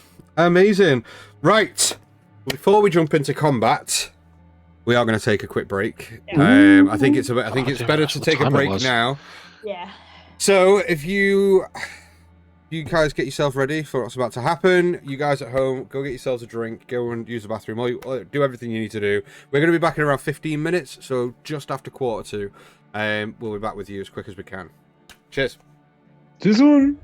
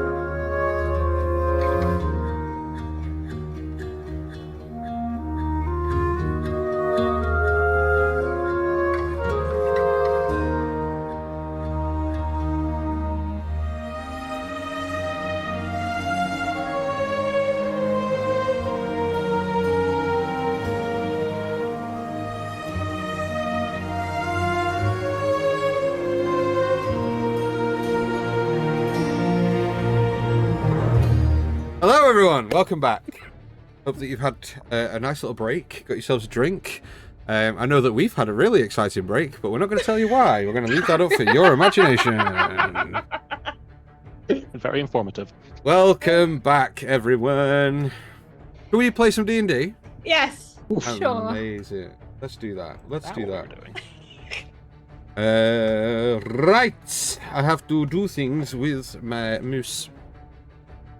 Your moose. My moose. Your moose. Bamboo. A fucking moose. Right. Let me just get that onto there, like that. I then need to close Ooh. that. Oh, Wait to I've zoom seen those. out. I've seen those blue things before. Oh no, I fought these blue Oh. things before. Everyone's fought things before. That was decent. All right. Oh fucking- my god. Alright, Let's okay, fucking okay. go. Okay. I need to open my map because I've got because here's a DM tip for you. Instead of writing down what the enemies are, just give them all numbers, but then make sure you know which numbers which. All colours, and they just become green guy, red guy, purple guy. Yes. Okay. So top of the initiative is this guy, and he is going to. Will he be able to? Yes, he will. Okay, so as you guys are kind of crouched behind your trees, keeping low, most of you are very well hidden. Yes. However, Michael is not Fuck's with sake. his 8 that he rolled. Or 9, I think it was. I think it was 9 that he rolled. Yeah, 9. I mean, he did have inspiration. He's not going to use it on a fucking stealth check, is he? Okay. let's be honest. Could you imagine what his face would be like next week if I've used all his spell slots and his inspiration? He's like, what happened? We'd be like, oh, just like 3 dudes. We just thought we just like bum rush the guy. So he actually spots Michael behind the tree. This individual here spots Michael and immediately kind of signals and points in your direction, and he is going to and he's going to rush to here with his action. He's going to pull out a throwing knife and launch it at Michael. Oh, that's good. What's Michael's AC? Oh, he beats it as well. So, it's only a throwing knife. So, let's roll this big fucking gigantic d4. For 5 points of damage. As he throws the thing. Michael has temporary hit points on his thing. Do we know why he's got temporary hit points Yeah, on his because character we sheet? get 10 temporary hit points at the beginning of each day. Because of Or the the tattoo. glow. Thank you. I don't know, do I? No. No. Oh. So he does that, and because he kind of like signals, you see. Oh, we haven't got combat music on. We should probably have combat music on at this point. Definitely should have combat. What a music. shit DM who's done that. I mean, the second best. Ah, Combat. thanks, Natalie. You're going Hey. to die now. You haven't had your chance properly I yet. know, right? That was Okay. fun. That Yep. was fun, yeah. Maybe we can break that record of yours. The only player here that will play 4 characters in a campaign. Yeah. So, this here going to start heading in that direction too. So 5, 10, 15, 20, 5, 30, and we'll move to there.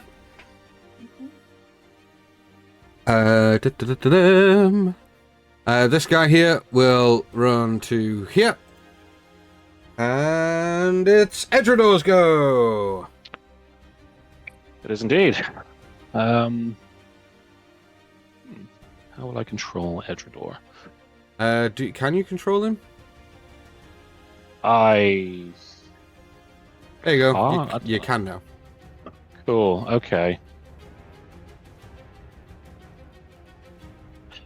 Okay, I think. No, we want to get closer. So this big thing by Mike is a tree, so I can't just go directly this way, can I? It's an around situation. Sorry, where are you going? How thick is the trunk? Oh, like How dick is your trunk. You can't go directly there. No, the trunk is a big tree, so Yeah. you'd have So to if go I, a little like, bit around. If I did like that, that's Yeah, that'd still... be fine. Yeah. Because this is Yeah, only the cool. canopy. It's not that's not the not a bush. Cool. Okay. Seeing that guy come in and throw a knife at Mike, I'm not going to do Edgedoor's voice, but he is going to say something along the lines of, "Not on my watch." And keeping low, the sword in one hand, he places his thumb to like the guard, like crouches down into a run and just bursts from the tree line. Okay. Makes it to there, and he just flicks out with his thumb, and as he pulls it out, he just goes for one long swipe on the draw towards this guy. Nice. Go ahead and roll me to hit, please. Yeah, that's hot. That's a natural 20. Oh, shit! Shaggy crit! JJ called it. JJ You called it. called it! Amazing. Okay, go and hit me with some damage. Right, Some okay, damage. We are also, because you're all level 8 now, I don't know if you are all aware that we are on the next chunky crit table, right? You Oh, did shit. say. Oh, I are did we? say. Yeah. So you're on the next Dope, one up. So, okay. yeah. Hell yeah. Okay, so his... Does that mean okay. Stunning Cracker's gone? Stunning Crack has gone, but we do Okay. have... what do we have? Is- Brutal Strike, Powerful Strike, Same. Savage Attack, Sort of same. Okay, so Furious that is- Blow. Alright. That's what we're all Nice. waiting for now. Go for one of them. Thank you. Just when you really need forgiveness. And this guy Um, is... Which one's he gone for? Right. That one.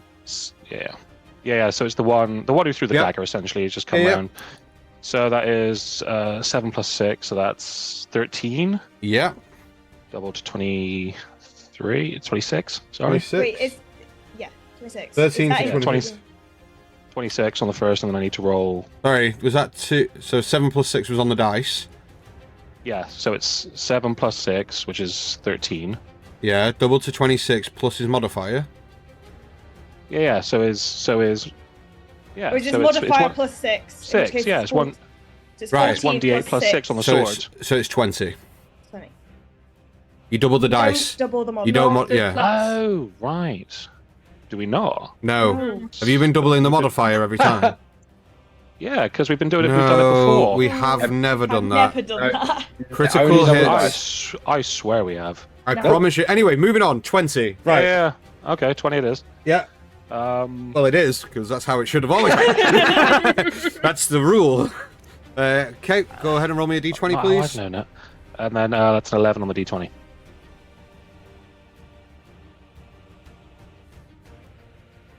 Okay. Hmm?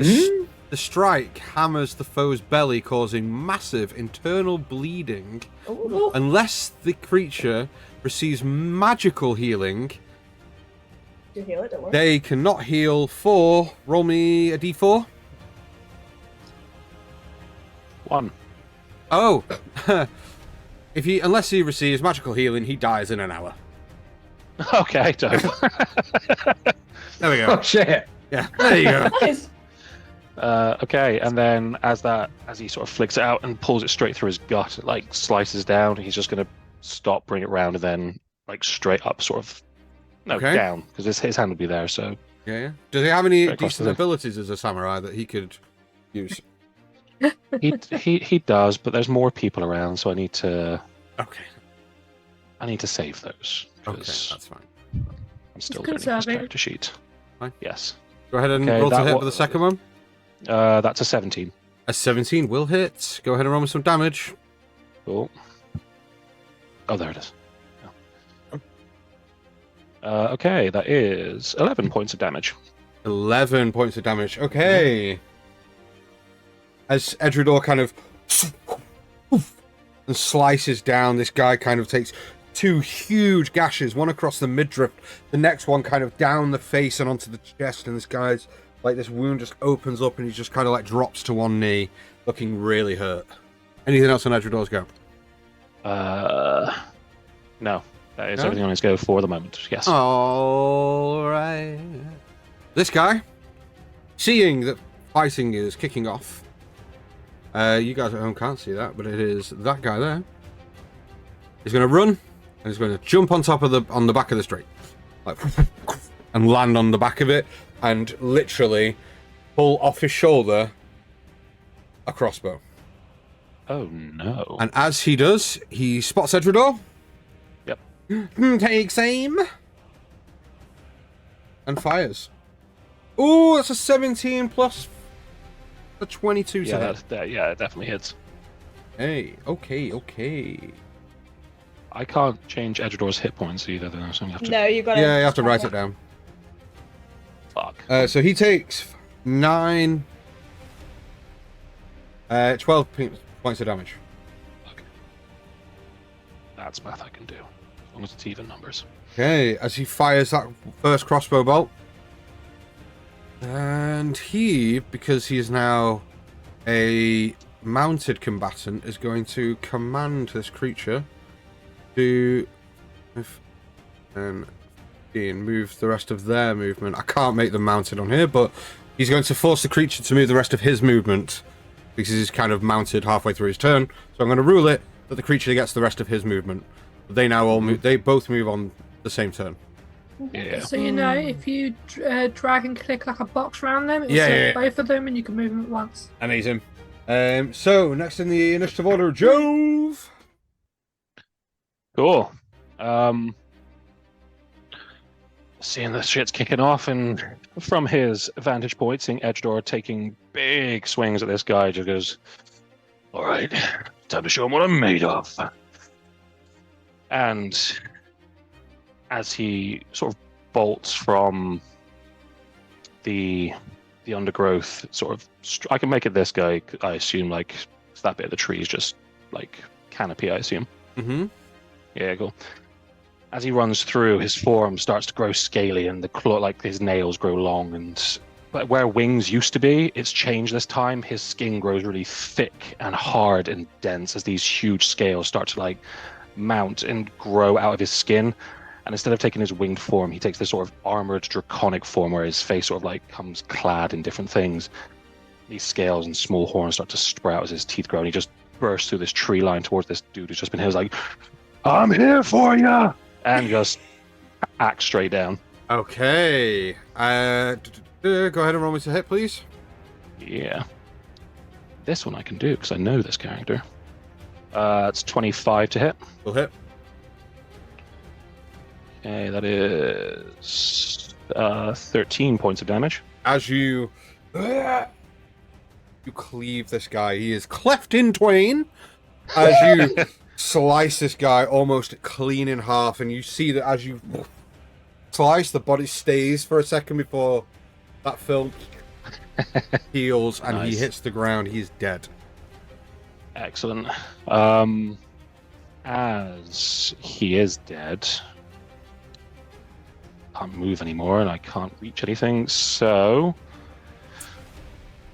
I'm just gonna have to stay where I am and try and engage that blue thing next time. Hey. So that's Joe for the moment. Okay. No problem. Layla? Anything? she's Yeah. dead. You're not doing anything. You really never. Honestly, I'm going to kill that bloody dragon. Right, you shouldn't have given me something A, I care about, but B, care about a lot. Look, I will do something when I feel there is a need to do something. Okay. This individual is going to start racing forward to here. Pull a crossbow bolt out, and after seeing you slice him up, he's going to take a shot at you, Jove. Cool. Oh, not from there, though. I'm going to move to there instead, so he's not shooting through the thing. Mm-hmm. That is an actual 20. Ooh. Did you take the disadvantage on your first roll that you got given right at the start of the session? No, the first one. So that I tell you what, because you're absolutely right, I'll say that Michael didn't take any damage. There you go. We'll take it. Yeah, we take those. There you go. Michael gets his 5 hit points back. Jove, you take. Yippee! Joe still takes. Hey, does Michael want to sell my bombs? I guess not. 17 points of piercing damage as you are hit with a crossbow bolt. Reduced to. Does Michael want a silvery barb? Yeah, it's too late now. You've said the damage. Okay. Yeah. 17 and a half is what? 8. What? 8. 8 piercing damage. Yeah. 8 piercing damage. Mm-hmm. As this bolt sort of seems to find its mark, it just sort of like hits into Jove. It doesn't seem to sink as far as he thought, and he just looks and like sneers at the guy like, "You're next." Hey, Hallie, you're up. But before you take your turn, I just need to clarify one thing. Yeah. When you were in the Fae, and you took something out of your bag and donned something to fight Zashbane, did you take it off again? Or have you been wearing that since? They told me to take it off, so I put it in my bag. You have? Okay, perfect. What would you like to do on your turn? I just wanted to clarify that, because I was like, oh, this would be a lot different if you're wearing that. Do it. Yeah. So, No, seeing these big blue beasties that she's never seen before, she is going to like stutter for a second and then hope this works and thrust her staff forward, and you do see this new energy that you guys haven't seen before. Hopefully, well, it does hit this one. Oh, it's not clicking it, but this one here. Yeah, the Dragon Flowers thing. And it needs to make a wisdom save. I don't think it's going to be close. I think it's going to be... 10. Does hit. So as this green ball of energy strikes the thing and wraps around it, you see the whole thing shrink, and it becomes a bunny. Yay! Bunny boy! I haven't got a bunny token, but Yeah, I'll no, shrink that's it. fine. I'll shrink it, but it doesn't. I haven't got a bunny token. But yep, there you go. We shrunk it. We got food. And you can see that's the Oh, first no. time she's cast that. She's like, yes! Not really realizing that it would work. And she is going to stay where she is. Hey. Bonus actions, hold on, let me double check. It's been a while. Bonus actions. Oh, I know how I've written these. So right here.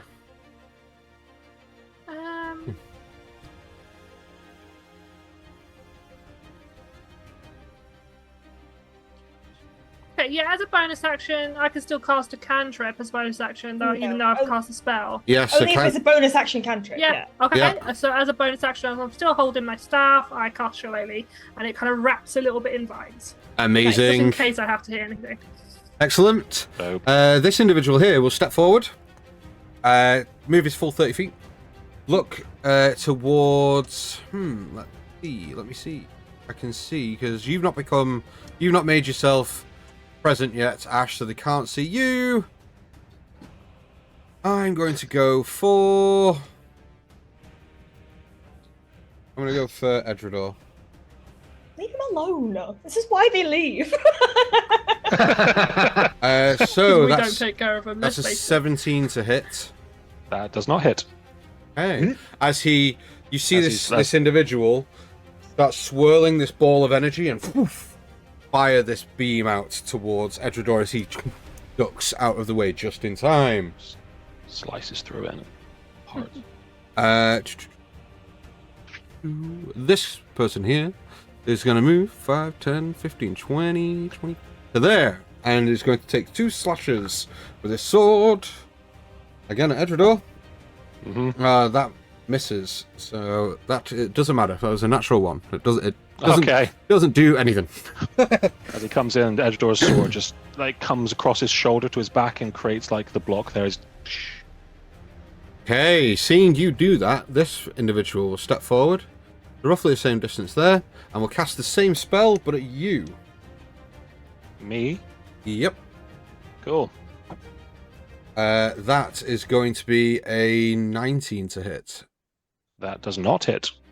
Hey, the same As beam. whatever this. What kind of spell is it? A magic one. Yeah, I know, but like, is it an element? Is it just magic energy? What? It's actually radiant energy. Okay.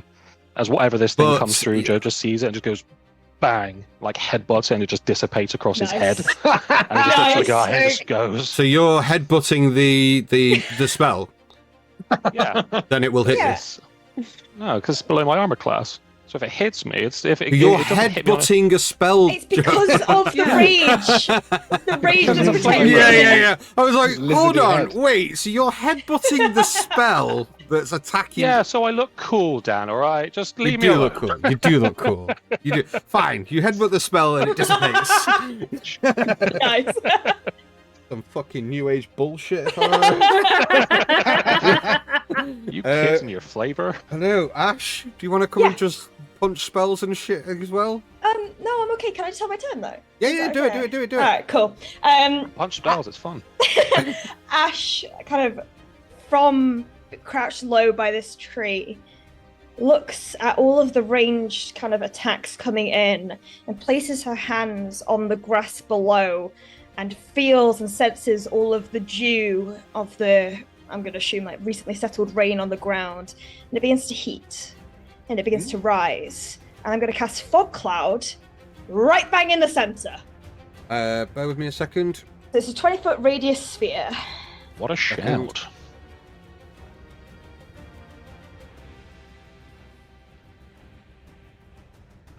Who's the monk that can't come out? Woman fog clown's all about.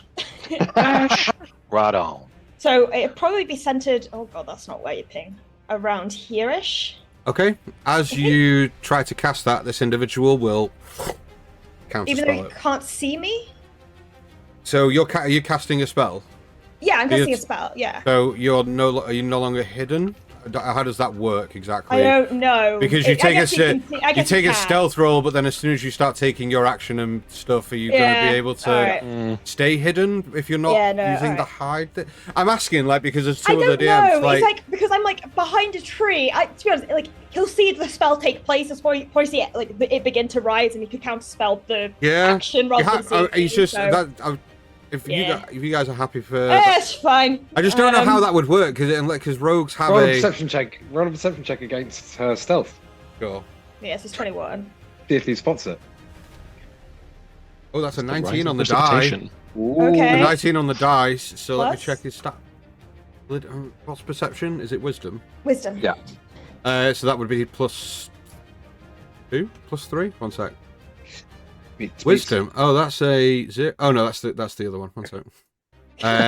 It is a plus 3 on his wisdom. Okay, so he just beats it. All right, so he just see Yes. me counterspell. So Okay, that's fine. All right. I'm glad we got to the end of that.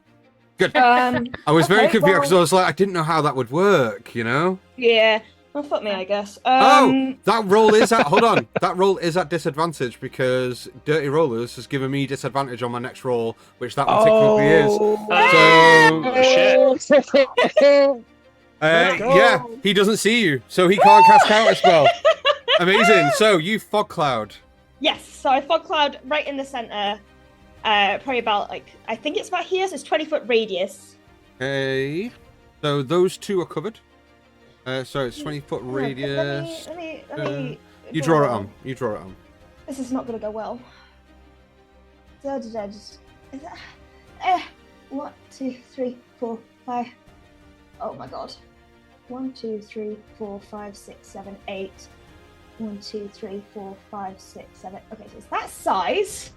Now can I move this thing? Yes. Oh, I'm good. Okay, so you're placing it there. There. There. Okay. Okay. And then Ash is going to kind of not give a shit about remaining stealthy anymore. Is going to go and cause these bitches some mayhem and is going to sprint through. I could go there. And Oh, shit. as I emerge from the forestry, I boof, boof, Bonus enter action. my astral. Amazing. Why does your thing always do that? Your token moves and then shit Yeah, I just know. stays on the screen for hours. I There you better. go, she's moved. Yeah. I don't know why he does shut that. up, Every time you do it, I'm like, well, shit, man. I'm so fast. I know. Roll 20, surprised Okay, by how so far she Astral can go. Arms, he needs to make a dex save, I believe. He does indeedy. Are you DC within? 14. Are you within 5? Is it within 5 feet or 10 feet? Because he's Within 10 feet, Within because I have 10? a reach of 10 feet now. amazing. Dexterity saving throw. He failed. Woohoo! Stand. So he takes 7 points of force damage. 7. Nice. 7. No, don't do that, Dan. No, don't do that. Fix that. Well. That. Okay. As you see him just take that force energy and like straight to the chin. Anything else on your turn? No, that is me. Then it is Mitchell's turn. Mitchell. Mitchell. That's his new name now. Let's have a look Good at what film, he yeah. can do. You changed some stuff while you were Was this gone. finally Grant? I Eldritch Blast. Wild card move this, but I think he would do it. Ooh. Ooh. I think he would do it. So He's just going for a heads to. up with the fog cloud, everything is heavily obscured within, and we can't see through either. So. I know, Yeah. but because Evan is extremely clever, he would know that what he's trying to do doesn't require sight. All good then. So he is. Check this out. He's going to run 5, Away. 10, 15, 20, 25, 30 into the middle of it. And just as he breaks into it, you see him start casting a spell as he rushes into the fog cloud.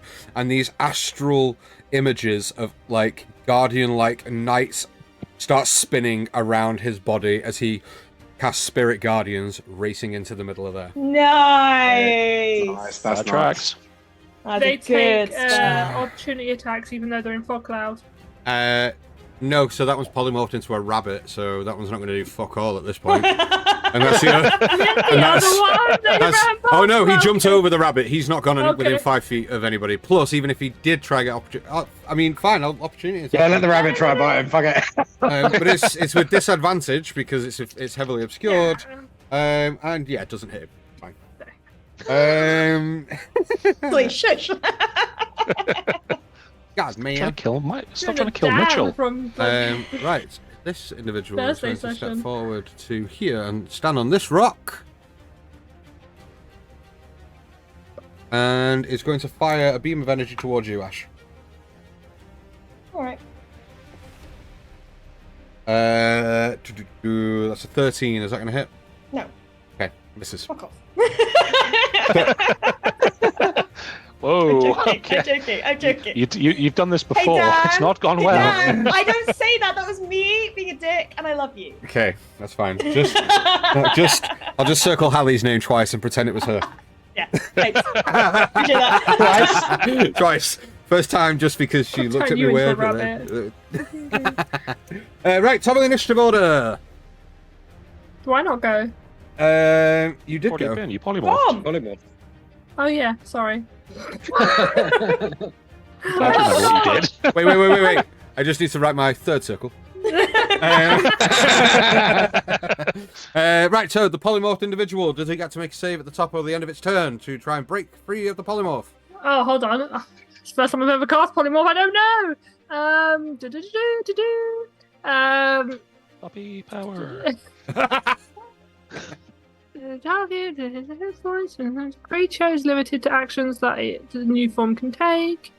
No. No, I think it's as long as you're maintaining concentration. As long as I maintain concentration. Well, it fucking just It's a doesn't. bunny. It hops about. Yay! Does it In not the cloud. perhaps come out of the cloud? No, however, because it is now within Spirit Guardians, it's within 15 feet. When you cast a spell, yeah, on a right, hold on.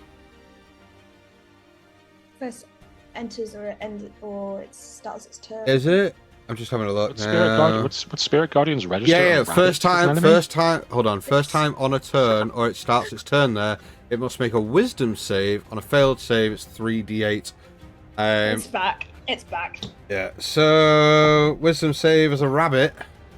Or rabbit. Does it stat It's- change? it's- It doesn't stat change, yes. right?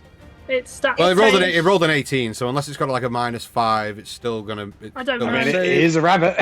Hold on, let me Three. quickly. Well, I'm just rolling the damage anyway, for now. Rabbit. It's going to take damage regardless. Yeah, and so... it's gonna be back regardless. Rabbits have like 1 HP. Yeah, so there you go. 7. It's going to take 7 hit points or less than that, and it's going to Rabbits have 10 wisdom. turn back into its Drake form. Yeah, apparently. Amazing. They're neutral. So this individual here starts its turn. Start of its turn must the start of its turn. It must make a Wisdom save. So that's a nat 1, so that fails. So it takes 6, 10, 18. Fucking A. Fucking hell. That's Spirit Guardians, mate. Don't sleep on Spirit Guardians. It's fucking insane.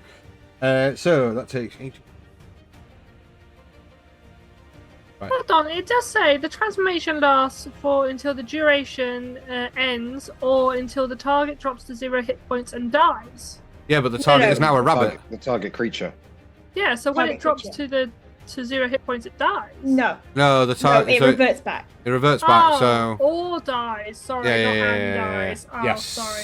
So the Apologize. rabbit gets to 0 hit points. It's now back a Drake. That individual takes quite a hefty bit of damage with 18, but it's still going to step forward, and is heavily obscured. So it's just going to take a step and wildly swing towards Michael at disadvantage. It wouldn't know Michael's there No. because Michael ran in afterwards.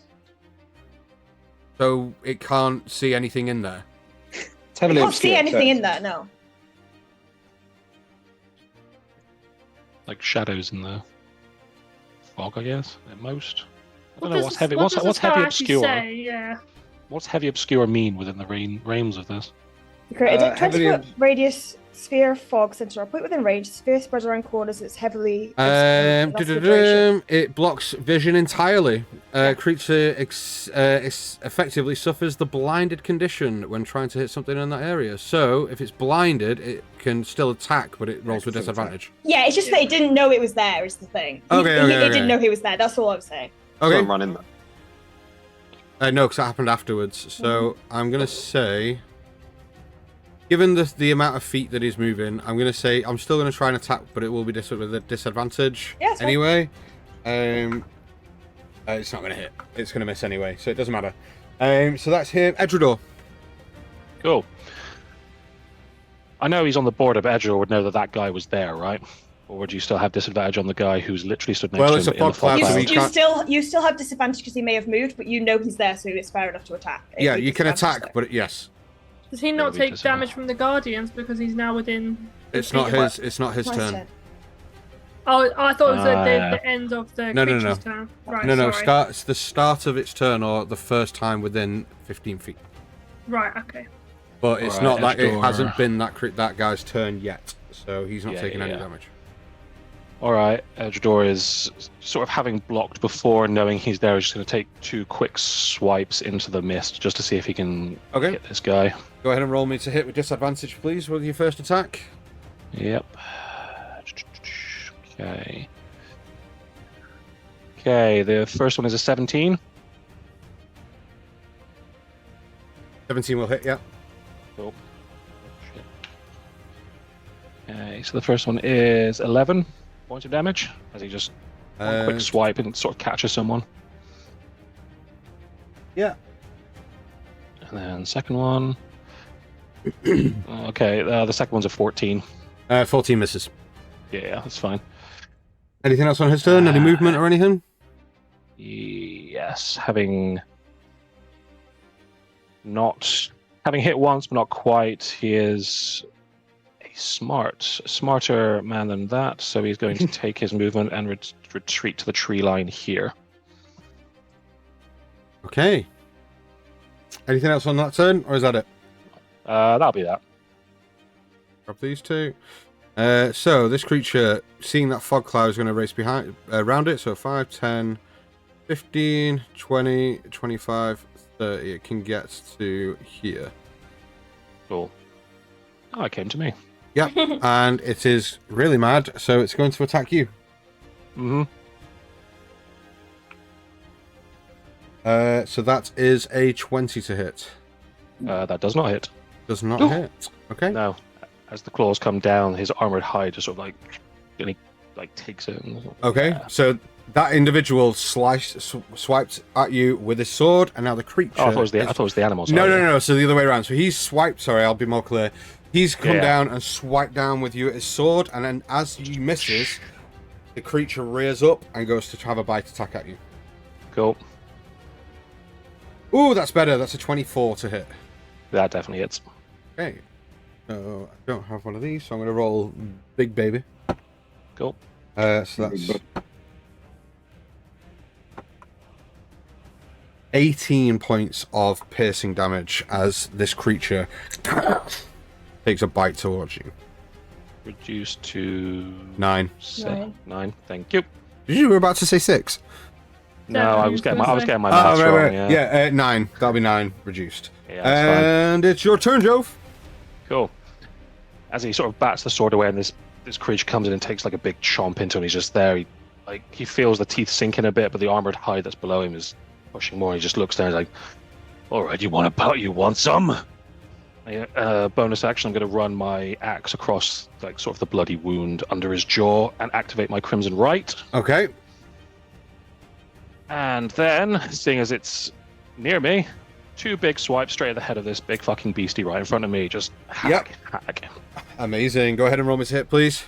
Nice. Cool. Okay, the first one is a 21 to hit. 21 will hit. Thank you. Okay, that is...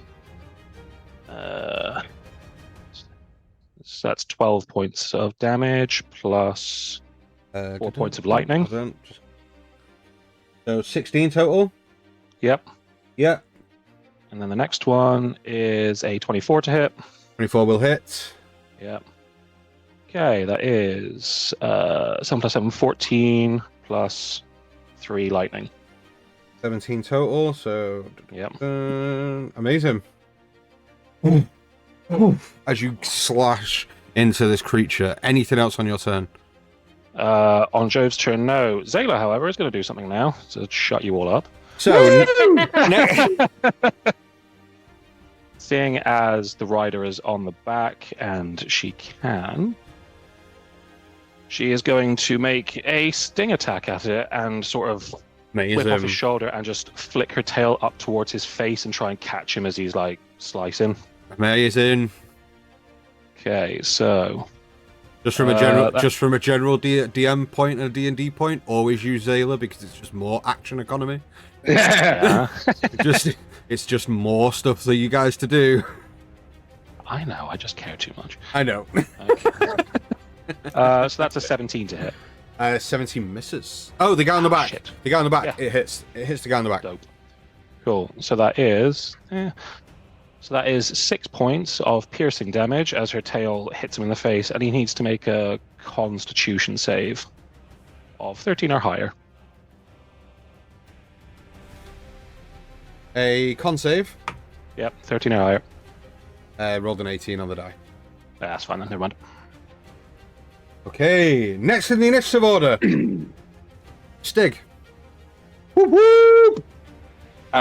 So as Tell this me- fight, I was going to say, tell me what's been going through your head as you've been watching this, and so Stig's been up at quite a high altitude, sort of watching the initial throes of this battle, and especially seeing Jove, sort of seeing Hallie and Ash disappear into the trees to the point he can't see him either, and then pop out and start doing all this really interesting stuff, and then Jove rush forward, turning into this creature.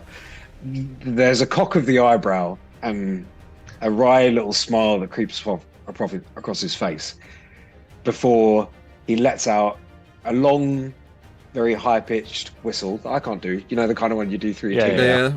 Like shh, and his hippogriff disappears, and he begins falling to the floor while the fight continues to thrash on. And then at this point, as he begins to come down, I'm going to land here.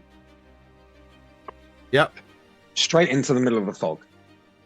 And you see just this, almost just like what looks like just a big rock just falling from the sky, and there's a bit of a in the top of the fog as he descends through it, but you do not hear a slam. There's no big, but you just hear, and then once I land, nice and softly. Hold on a second. I'm just gonna. And sort of actually on the way down as I land, because he's coming down like pointing his glaive at this point where he's hoping to land. And I'm going to land right there, and then I'm going to take an attack against the big monster thing to my left first. Okay, so as you're going to take a swing at the monster to your left, so that's the big thing. Mm-hmm. You can with no disadvantage. Yeah. Thank you. Because And you saw, and actually probably only Michael would see it, but as there's this almost this little kind of short breeze, as something enters the fog from above, the only thing that Michael could see are two glowing blue eyes in the fog. Nice. And then the end of a glaive sort of go past his face as it goes into the thing next to him for a 26 to hit. Nice. Yes. Okay, and that's going to be D10s. Forgot what they look like. I think that's one of them. That's going to be. Oh no, sorry. First thing, but I'll do it next. So first attack is 4 to hit, Divine Smite. For another D8, which looks like a diamond. Where the hell have they gone? Where are my D8s? There's got to be some over here. There we go. if you're missing your D8s, check out valkyrie-rpg.co.uk. Okay, so you it's can a get shameless some plugs. For another 9, so there was 10 plus 19 damage on the first strike to that guy next to me. Hey, holy. Come up. And then I'll yeah. sort of, as I'm swinging round, bring it round above my head again and go and slash for the guy that's kind of behind me over here Yep. for a... Oh, that's not great at all. That's That was just Divine Smite, right? that was one of my divine smites. Yeah, That's fine, yep. I need to knock off the first level. And that attack is crap. It's a 6 plus 8, so 14 to hit. 14 misses, unfortunately. Okay, that's fine, but I'm going to try again, because as I miss him with that, I just spin my polearm round and just try and smash his face with the butt of the polearm. Amazing. I'm Paladin. Yep. Using my polearm master bonus attack. That's a lot better. That's a 14 plus 8, so that's... Is it still plus 8? Oh, it's plus 7. So 14 plus 7. 21. 21 to hit. Will hit. Cool.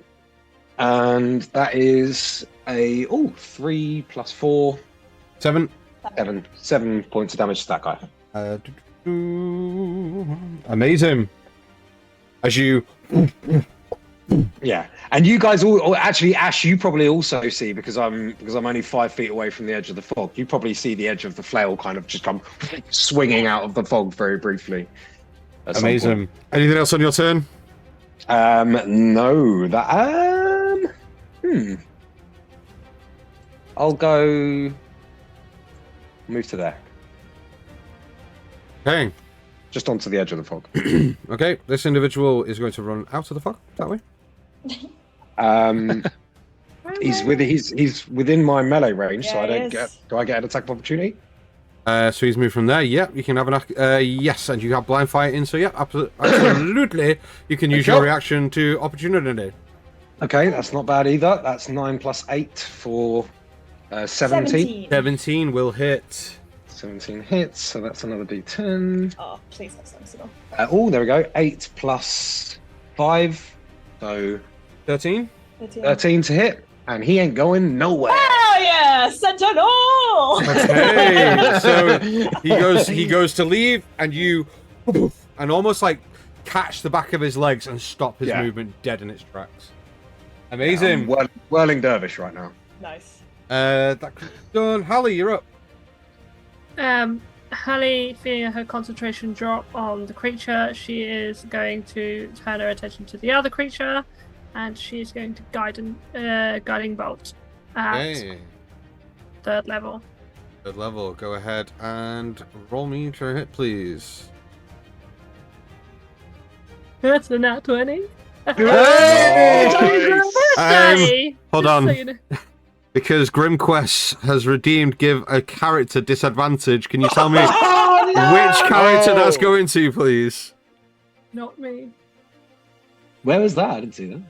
Yeah, it just happened. GrimQuest Just come through. redeemed give a character disadvantage. So let me Yeah, just come find on, out. Grimquest, who you going? Why did you add it to ours? Because it's not just fun when bad things happen to the DM. It's fun for me. I am here as well. Okay. Oh, Stig. It's got to be Stig. All right, Yeah, fine. so you have disadvantage I'll take on your it. next attack. Okay, natural 20! Go ahead and roll it. So I'm not a monster. Back into the so that's 66. Yeah, 66 doubled. 1, Woo! 2, 3, Always with your guiding bolts. 5. Do I only have 5? Yeah, you do, and then you always re-roll another. Oh one. no, I've got another one. Oh, I got another one out. yeah. Right, there you go.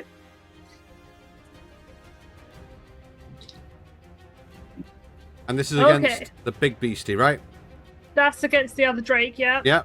So, someone do the math for me. We've got 4 5s. So it's 20. 20. 4 5s. 3 and a 2. 25. Double to 50. Doubles. 50. Yep. And And then then, 20 for your chunky crit. yep. Jesus. 17. God, that was such a good spell. It's so good to get nat 20 on as well. I know, dude. right? Okay, so Furious Blow hammers the target prone. Ooh. As you and knock it prone. It does, however, say make another attack. Now, that does it. You can only cast one spell per turn, but you're welcome to use a melee attack if you wish, or a cantrip if you wish. Because you get another attack action. As this thing takes 50 fucking damage and is knocked Fuck it. prone. I'm gonna run in. Oh. I'm gonna charge in. Oh. She's Okay. going. Go, Hallie. Let's go, Hallie. They're going. And I'm going to twack it with my staff. Okay, Yeah. go ahead and roll me to hit with advantage because this is prone. This individual here actually falls off the back this way and poof, lands on the floor. JJ Timberman, Hallie, that is no longer with advantage. It is just a normal roll because a character has now been Yay. given disadvantage. So Okay. it's a Okay, straight roll. okay, we need to It get rid of has this. a We need to get rid of fancy this. Guiding bolt. That was a 16 then. 16. Yeah. So you would have double advantage, but there's no such thing as double No, there advantage. isn't. Unfortunately, it's just a straight roll. You Yeah. can't. So 16 to hit. Misses, unfortunately. Can I use my inspiration to reroll You that certainly dice? can. You can re-roll it again with disadvantage. for a melee attack. Yes! Okay, so that is a dirty 20. Nice! Go There ahead we and go. roll me some damage. Hit it! Screw you, JJ Timberman. You ain't very rock it. this. Yeah. So I had. You let her be a monk for a second, alright? He's doing it again! Melee. No. Just be careful what you do when you shout at him. Hallie again! Right, seriously, disable this. Nope. Disable this now. It's just So not the like ne- that. So, how would you like to do this, Hallie, as you destroy this big creature? So as I see it fall down and its rider fall off, just kind of taken up in the winds of battle, she just charges forward, and she is just going to try and like stab it with the end of her staff, like in the eye. Amazing. She's trying to, like, You stab. do, and you woof, and it's a bit softer than you were anticipating. And as you, there is now a Drake eyeball on the end of your staff. Nice. Amazing. You do have disadvantage on your next roll, however. Will do. Next in the initiative order is this I guy, mean, you're gonna have words, Timberman. and he is going to. Hello. Yeah, it is He's done you. it again. He's done it again. Did Joe, Oh, this is- Joe. we're all getting Oh my disadvantaged. god. This is not fun now. This is really not funny. Hold on. It is a bit funny.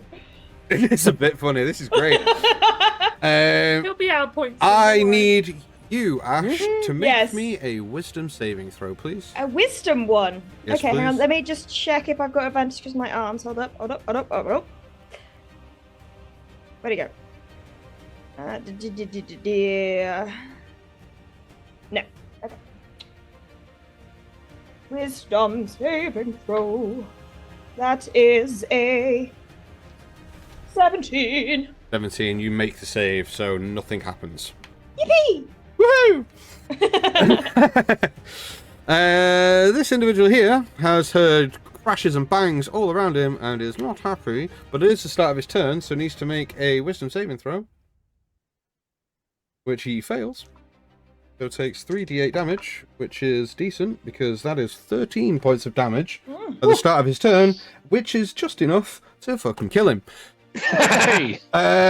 Hold on, You'd which love one? to Hold see on. No, sorry, that's the wrong one. Wrong hit points. Wrong number. Boo. I should probably write names. These numbers are really confusing. But it takes 13 points of damage, anyway. Yeah, top tip, don't do that. that thing I recommended earlier, don't do it. Timberman is out of points now, though. Sure. So, just to clarify, that is Stig, Hallie, and Jove, all with disadvantage. If anyone has 1,000 points out there and wants to give Ash disadvantage, right, he's going to step out. He's going to step out of the fog cloud into here. I'm just going to delete this beastie here. Going to step out there with his 5 feet. See you up there, Hallie. Step towards you, and he's going to take an attack against you. I shouldn't have run in. Quest just went. Hold on. Oh I've god. already got disadvantage. I can't have double There disadvantage. you go, DM. Yes! No, give a character, No, it's me. whoever you wanted on that. So you've all now got disadvantage. Amazing. Right, Hallie, this has got to go. I'll put the points Oh, in right. the next session. Hallie, does a 15 hit? No. 15 misses as he swings wildly at you.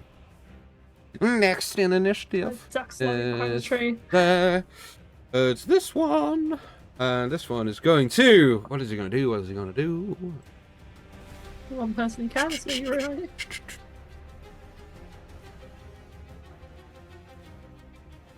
I need to make me another wisdom save, please, Ash. So this is disadvantage. It is with Disability disadvantage. Is it not just attack? Oh, it's just disadvantage regardless. Yeah. Yeah. Okay, the how- lowest was still 14, so that's still 17. Add 3 to it. Add 3 to it. 20. 20, you make the save.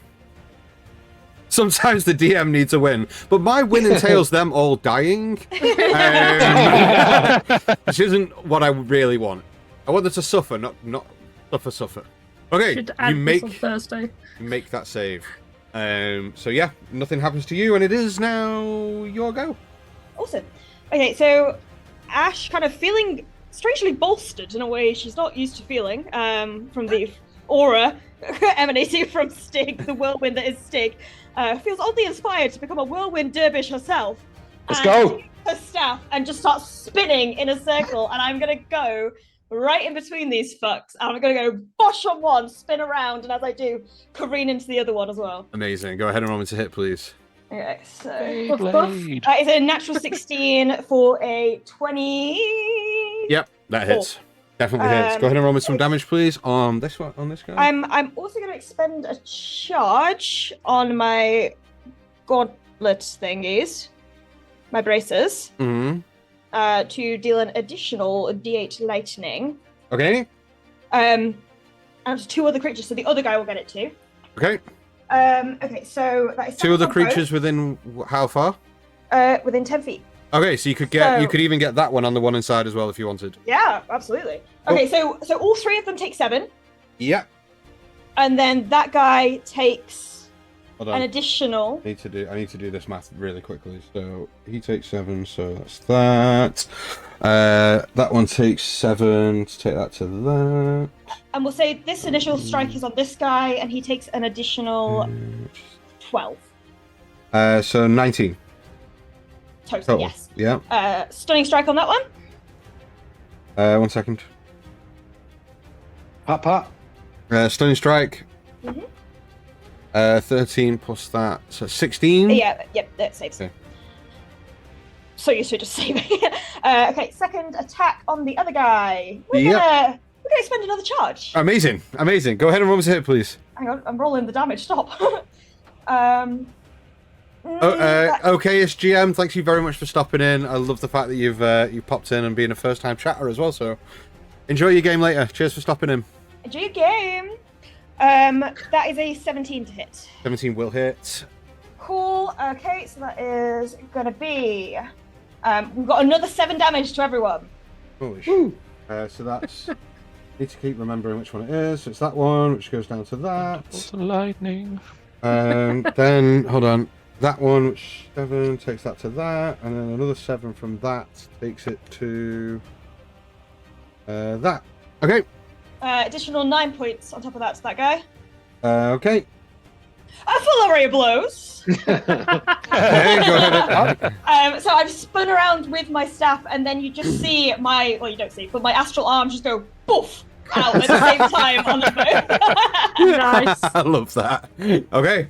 Okay, so that is a 9 plus 8, 17 again to hit. Yeah, well, that will hit. But this is lesser damage. It's a d6 this time. Imagine Ash looking around to see if anyone saw her do that cool move, and then no one see it. Okay, so 7 points on this guy. On which one? Bomb. Okay, and then? Natural 17 plus 8 for 8 points on the other guy. Okay, as you, and then just your astral arm just go boom. The guy, the one at the bottom, his face just kind of goes and like pops in towards as your astral, like the astral fist just like envelops his whole head, just goes as it envelops into his head, and as you kind of like bring it out, you just see him just crack and fall, and he is dealt with. Stig, in your head, you hear, "Nearly safe on this side." How does he hear that? Because I'm in my astral form and I can communicate telepathically. Can you? Okay, I was like... Mm-hmm. Could I reply? No. Well, Who you said would still that? you would still hear from within the fog, and if you looked around, you'd see 2 glowing eyes looking at you. You would hear, "Not bad." Okay, end of your turn. It is Michael's go. Michael is going to... Oh, it's not... Oh. Okay, this is what he's going to do, because he can. He is going to... use his... is that a... Hold on, just making sure it's not concentration. No, so it's that.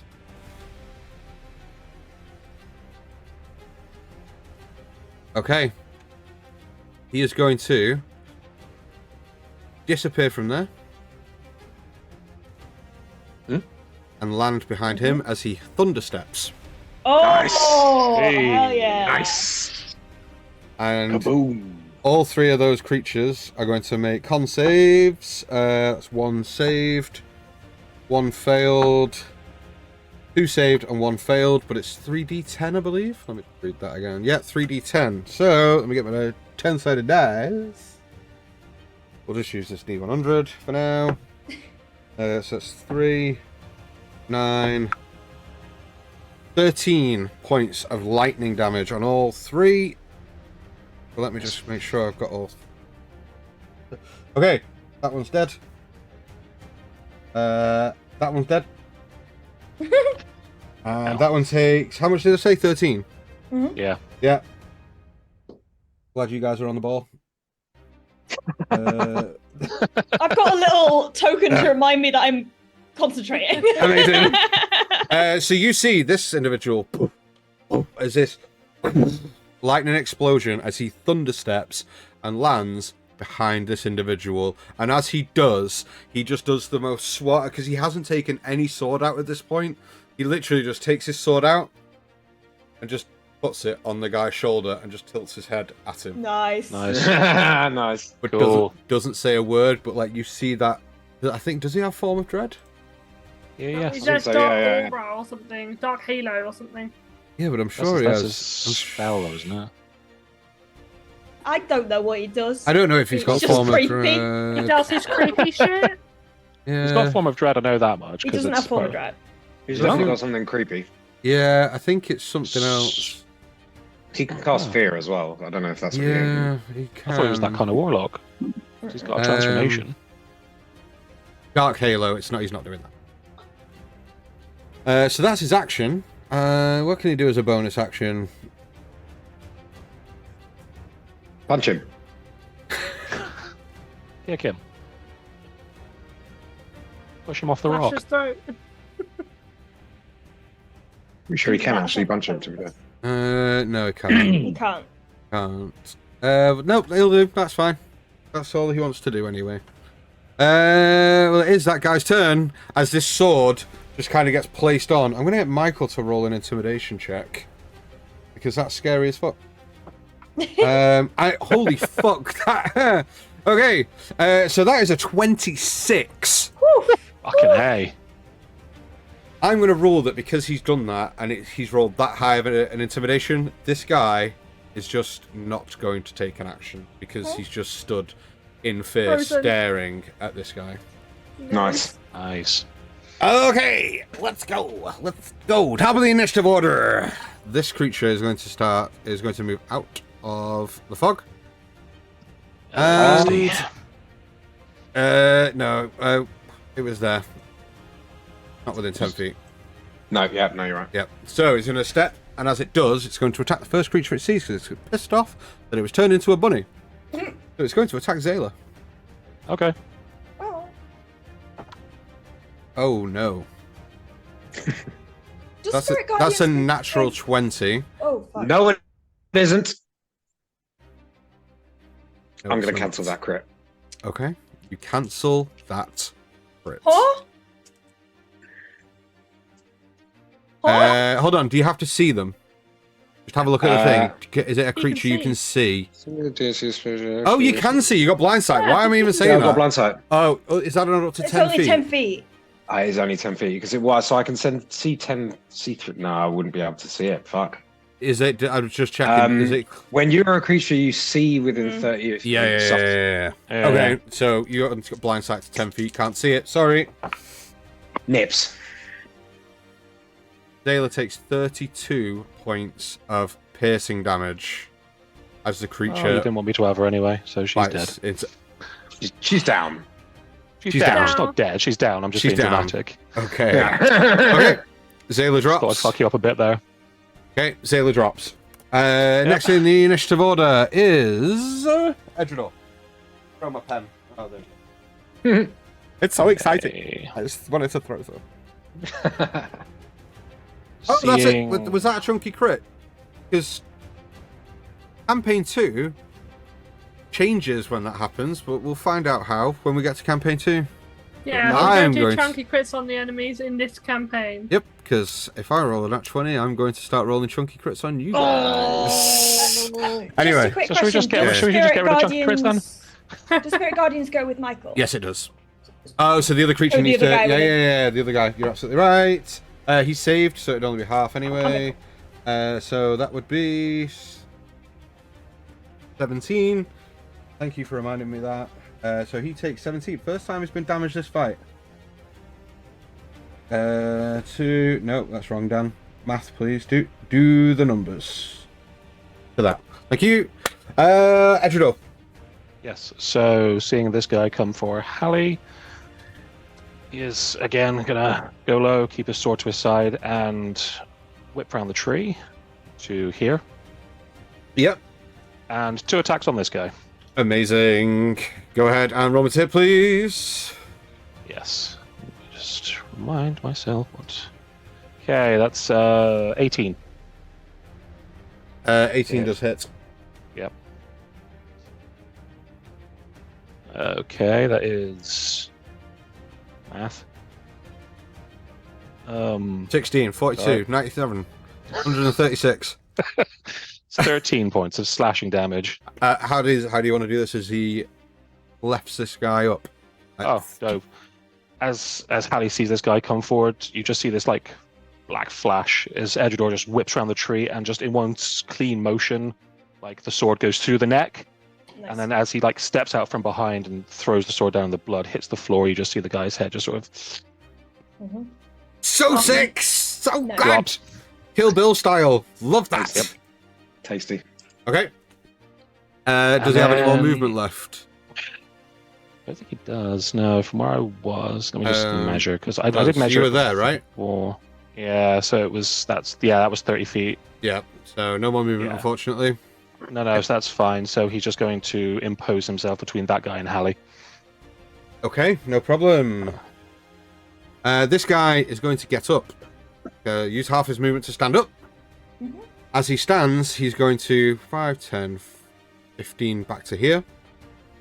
And is going to fire an arrow at Edredor from his crossbow that he still has. Cool.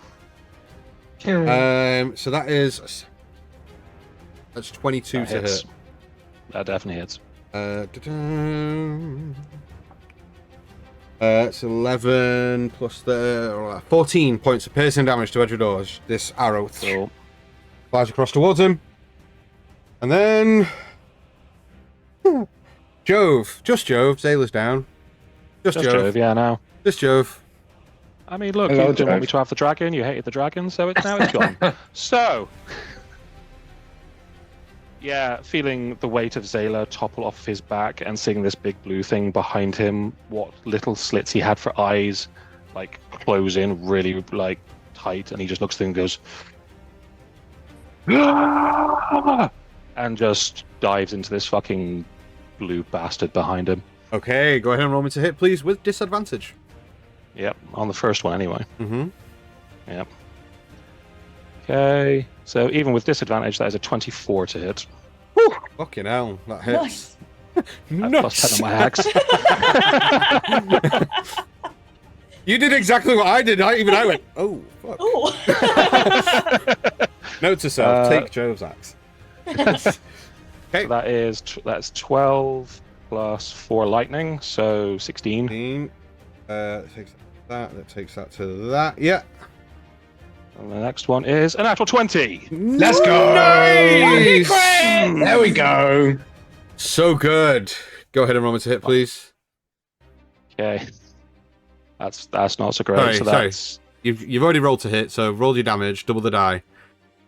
yeah, I know that. Yeah. Not the It's- bonus. so- yes, I know. I understand that now. You've come to terms with that now. Very sad. He's come to terms with that now. It will be this. So it was a 1 to a 2 plus 7, so that's 9. And then do I get to Wait, double wait, my wait. What? So you only rolled a 1 on the die, damage die. yes? Oh, so yeah. So double 1 two, to 2 plus 7, 9. Yeah. 9. Okay. I know what I'm saying. 9. And then do I get to double my Crimson Right or not? Or is that just straight? Yeah. roll? Any Yeah. dice. Any All dice. rolled dice. gets Any the- dice Just, double. so it's just the modifier that doesn't Yeah. get doubled. Yeah. Yes. Right. Okay. That's what I was confused about the first time. Yeah. All dice double. That's Okay, it. and then that's another 8 lightning damage. Nice.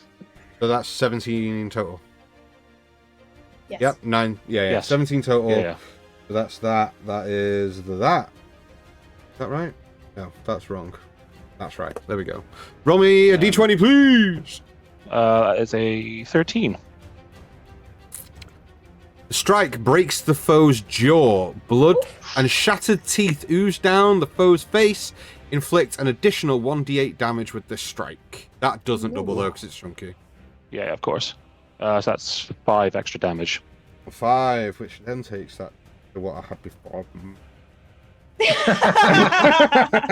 There we go. It knew in advance. I wrote it and I was like, no, that's not right. And then you did it anyway. That's fine. Anything else on your turn? So that's second attack. That's it. You just see Jove hammer down Hey. once onto the top of its head and then just swipe through its jaws. It just Thorsteig, away. you're up. Okay. that's really cool stick. I thought he called him Tall Stick. Thorsteig. Yeah, I thought it was tall stick. Tostig. Right, okay. Tostig. Tostig. Oh, Tall Thorsteig. stick, yeah. Tall stick, yeah. Yeah. Okay. Tall stick. So I'm going to rush out of the fog Yes. to there and start and make a strike against this guy. Okay. Against his back. Yep. As Jove's fighting him. Actually, hang on. Can I get? Yes. Where's Jove?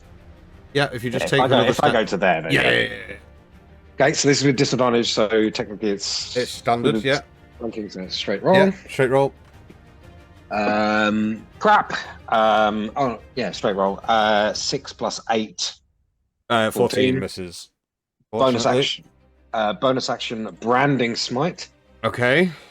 So the first one comes through and just sort of, and you see it go over the thing's shoulder, and then you just see Tostig behind, just sort of like hit the hit the end of the glaive to his cuirass, and you hear this very audible, like as if like a hammer hitting an anvil, and the whole thing just begins to shine. And as he just goes to stab it in the back of this shit. Now go ahead and roll with an advantage, please. All fiends. Oh god, thank fuck for that. Thank fuck for that. It's a 19 plus 8. Yeah, we'll definitely hit. Go ahead and roll me some damage, please. For a 27, so there's quite a bit going on here. So first one. So, do maths with me, guys. Yep. 3 plus... I think it's 2d6 or 2d8, isn't it? Branding smite. 2d6. 3 plus 6. 9 plus 6. 15 plus 5. 20 total. 20 total. Amazing. And branding smite, does it need to make a save, or is this the one that illuminates the creature? Yeah, it now target becomes visible if invisible, and the target sheds dim light to 5 feet. Amazing. Perfect. Anything else? Bonus action? No, that was my bonus action. Okay. And I think that's all I'll do. Okay.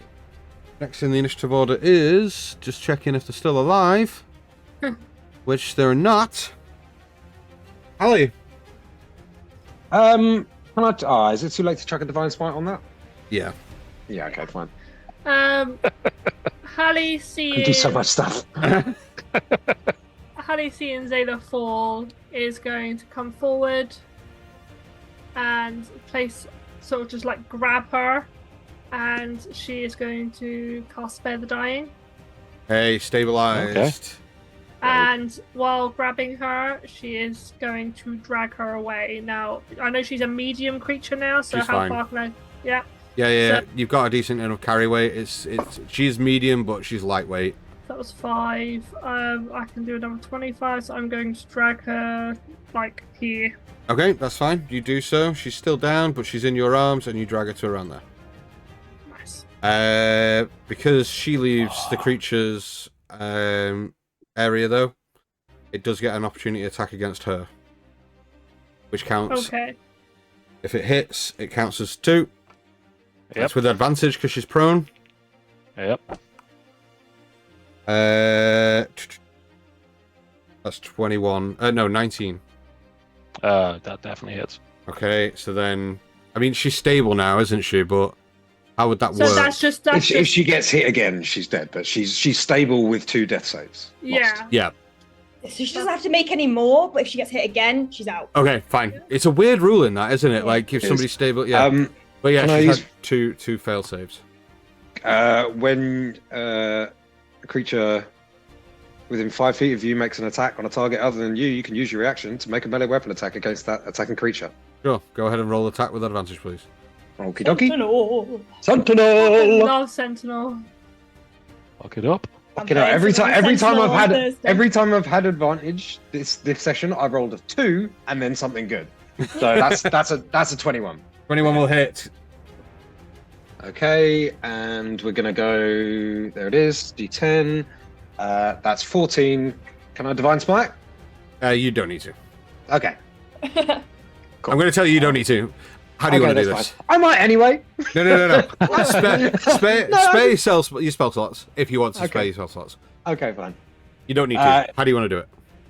Yeah, so just as he sort of comes charging out of the fog and just starts whirling and slashing and stabbing away at this thing's back, as it goes to sort of launch onto Zayla as it's being pulled away, he uses that moment where it's sort of like neck out trying to bite her, just straight down, head off. Fuck yeah. Nice. Love that. Okay. Okay. Decapitation, so I'm here for it. So it is. And then kind of boots the. If I don't know if we're on a hill of any kind, but I would boot the head down the hill. Okay. Fucking hell. Nice. Hold on a second.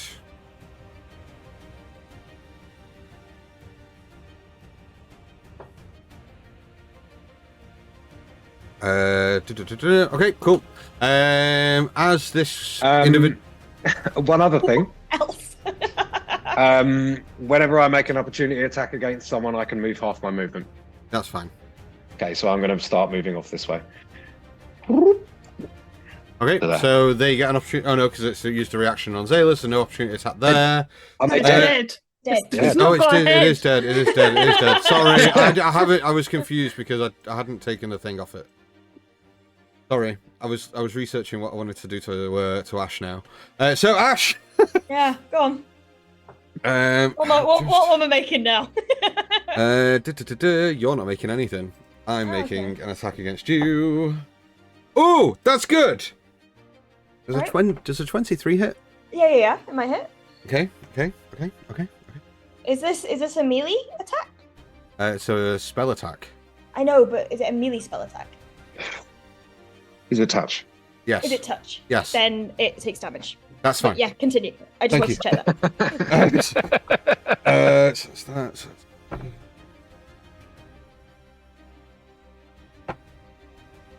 Holy shit. Yeah, I'd You love to take- hear that. You take. Hold on. If it's at second level, does it. Ash, you're a cleric, right? Yeah. Is inflict wounds 5d10 at level 2, or is it 4d10?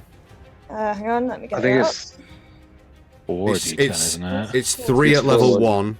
yeah. Does So it it's go four. up It's 4 4. at level by- 2. Is it 4? So then you take 25. Four. 25 points of necrotic? necrotic, yes. Which I am resistant to. So that's halved, no problem. So that's down to 12. 12 points of damage. Yeah, and he 12. takes what? He Exactly. takes 15 points of lightning damage. Off. How is that possible, man? He's done you for less damage. He hit you with 25, and then you kill him. How is that? How? Fuck you, guys. So you see, as he goes to like place this hand on me, I kind of look down, and you see this pulsing lightning begin to radiate off of me. I look up to the sky. I give a nod, and this strike Fuck of lightning. you, dude! And literally from the clouds, you just see. Fades out. That's my fucking deity right there. Okay, well, shit the bed, man. So that's that guy. That one's dead. What else is next? Oh, that one. Okay. Oh no, that one's dead as well. So it's just. Well, I do have need to make a concentration check. Hang on. you do. Oh, I'm fine. Oh well, good. What do you want to do on your turn, Ash? Oh, it's my turn. Oh my god. I am going to go. I kind of like look at. I give a nod to the sky, and I sprint over here. Has that done the thing again? Yes, it did. Yeah. It always does the Oh. thing. There you go. Yeah, that's fine. Okay, and then I am going to, seeing Michael behind with this sword on this guy's shoulder, I am going to take my staff and I'm going to attempt to whack Michael's sword into its neck. Fuck yeah. Yes, do it.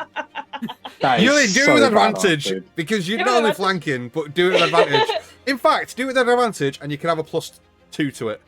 Cool. Nice. Take it. There's a 2 17s on the die, so that's 25 to hit. Yeah, it fucking hits. Oh, fuck it. Why not? I'll expend my last charge. No, why not? So electrify his blade. Yeah, I do. And oh, he's too far away, isn't he? Hang on. Yeah, he's too far away. Okay. So that is shit damage. That is 8 points. Oh, plus the 2, 10 points. 10 10. plus. Blade damage. Lightning damage? Is he maybe susceptible? Add. Hold on, I'll roll it. Michael's blade. Oh. Okay, because of the damage that you're doing, and his blade would do damage. He rolled maximum damage on his blade Nice. for the exact number of hit points needed. Let's go. So, Let's go. so how do you want to do this?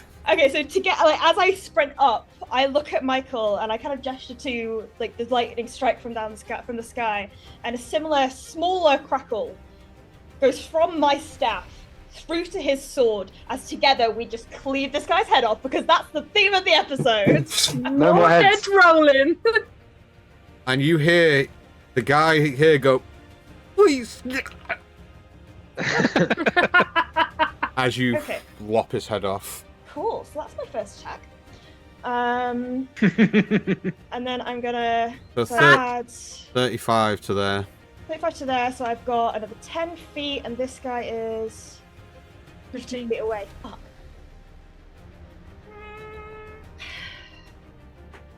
Fuck it. Bonus action step of the wind. Why not? And as I'm literally gonna start looping this guy. Okay.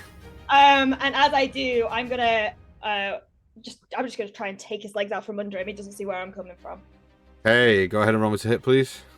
That is an 18 to hit. 18 will hit. Go ahead and roll me some damage. This is just a base attack. Fucking hell, 6. Okay. Just mark off He does not get knocked prone, though. No. Okay, anything else on your turn? No, because I bonus action stuff the winded, so I think that's me. Okay. Yeah, that's me. Step of the windy. Okay, here's what happens.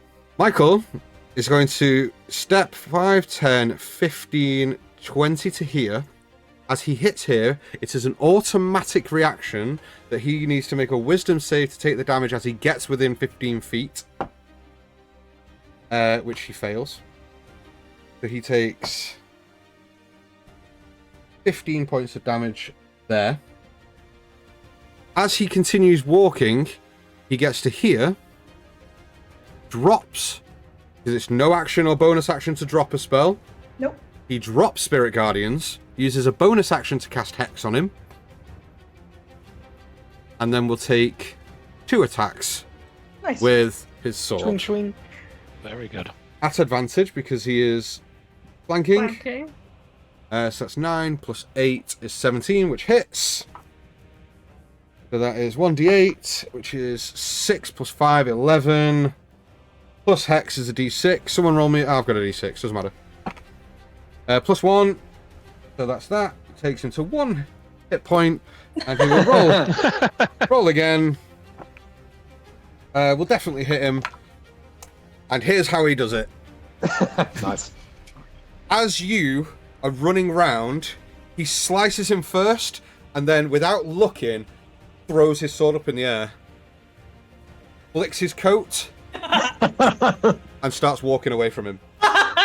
Starts walking towards Edredor, and as you stop looping and you go, made you look, and as he kind of like turns and looks at you, the sword comes spiking back down through the top of his head, and you see the sword go shoo, for a split second before Michael whips it back to his hand, straight back into his thing, and this guy Michael just has never been this cool. drops him down. As you are all out of combat. As soon as I'm out of combat, I'm sparing the dying again on. You don't need Zeta. to. Don't need to spare the dying. She's already stable. He's stable. I Don't need will. to do that. Oh, okay. I'll Good. I have no healing. Joe is already I'll- scrabbling towards her, and he's just going to cut straight across his palm and pour as much of his blood into her as possible to give her the points that are needed. It's my dragon. I'm going to heal her. I know what you're trying to do, but I will take the damage. It's fine. I'm kind of holding saw- her, as he's- and I'm kind of saying, I try to get her out. I'm sorry. No, it's fine. I can do this. And you just watch him dig a really deep cut into his hand, slam it onto her chest, and you just watch his blood like sinks and seeps into her scales, and whatever damage was done just sort of knits itself back into place, and everything comes back, and you sort of see him stagger a little, and then you see Tostig wandering out of the fog, and as he sort of comes out of the fog, you see these glowing bright blue, almost turquoise eyes fade back, and the one of them's his eye, the other one's just a gold ball. And he just kind of says, as he's walking towards the rest of you, so, well, I suppose it's true what they say about you lot then. Very impressive. And as he walks up, he sees what Jove's doing and sort of stumbling a little bit, and places a hand on your shoulder. And it begins to glow, and there's a very slight glow from underneath his hands, just visible on the sort of armor of Jove's shoulder. or the scales at this point, I guess. And I'll cast Lay on Hands and give you 20 hit points back. Amazing. As he's doing that, after the knitting of the wounds happened, I'm trying just like, I've got my sort of cape sleeve, and I'm trying to just like wipe off any excess blood off Zayla. It all seeps in. Like she's not bloody. She's just at this point slightly red. Ash, make me a perception check, please.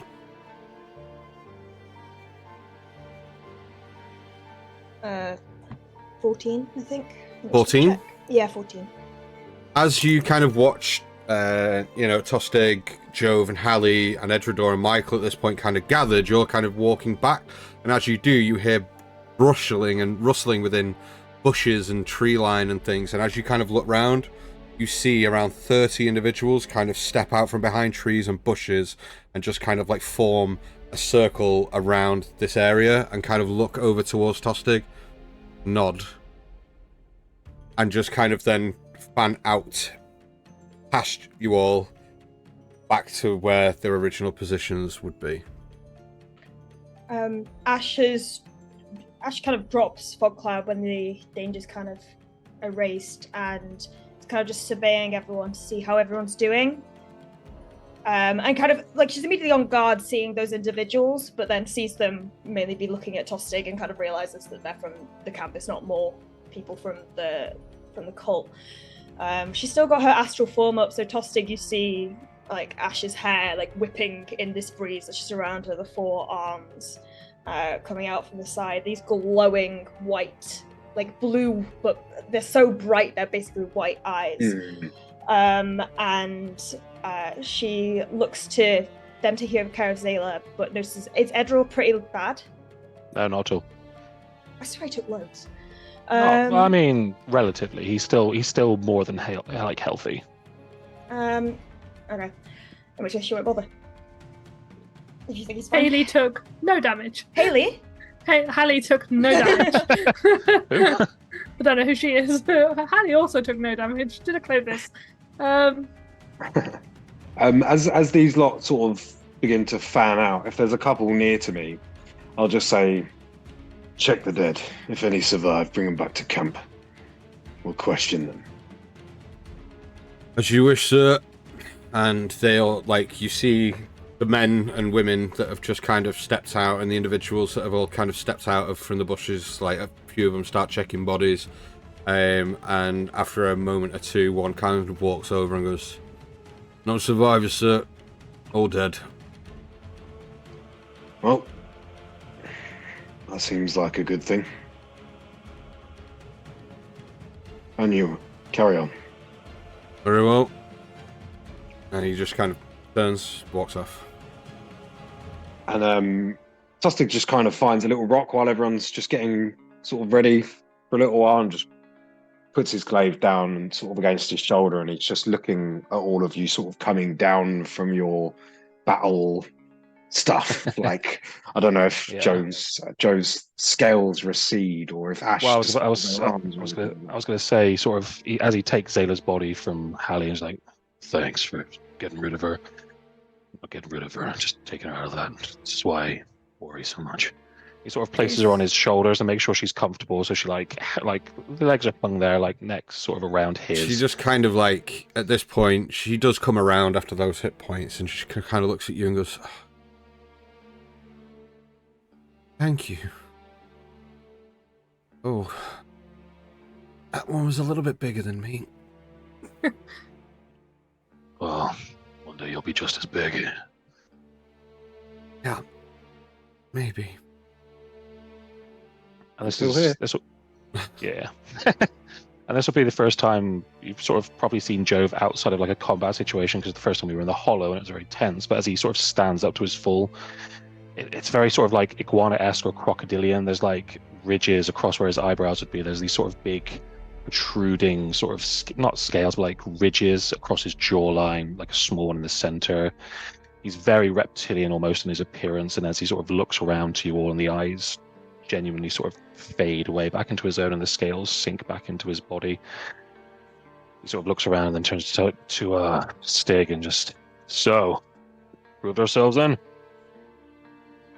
I'd say you're well on your way, at least. I'm impressed. You'll fight, well, like nothing I've seen for quite some time.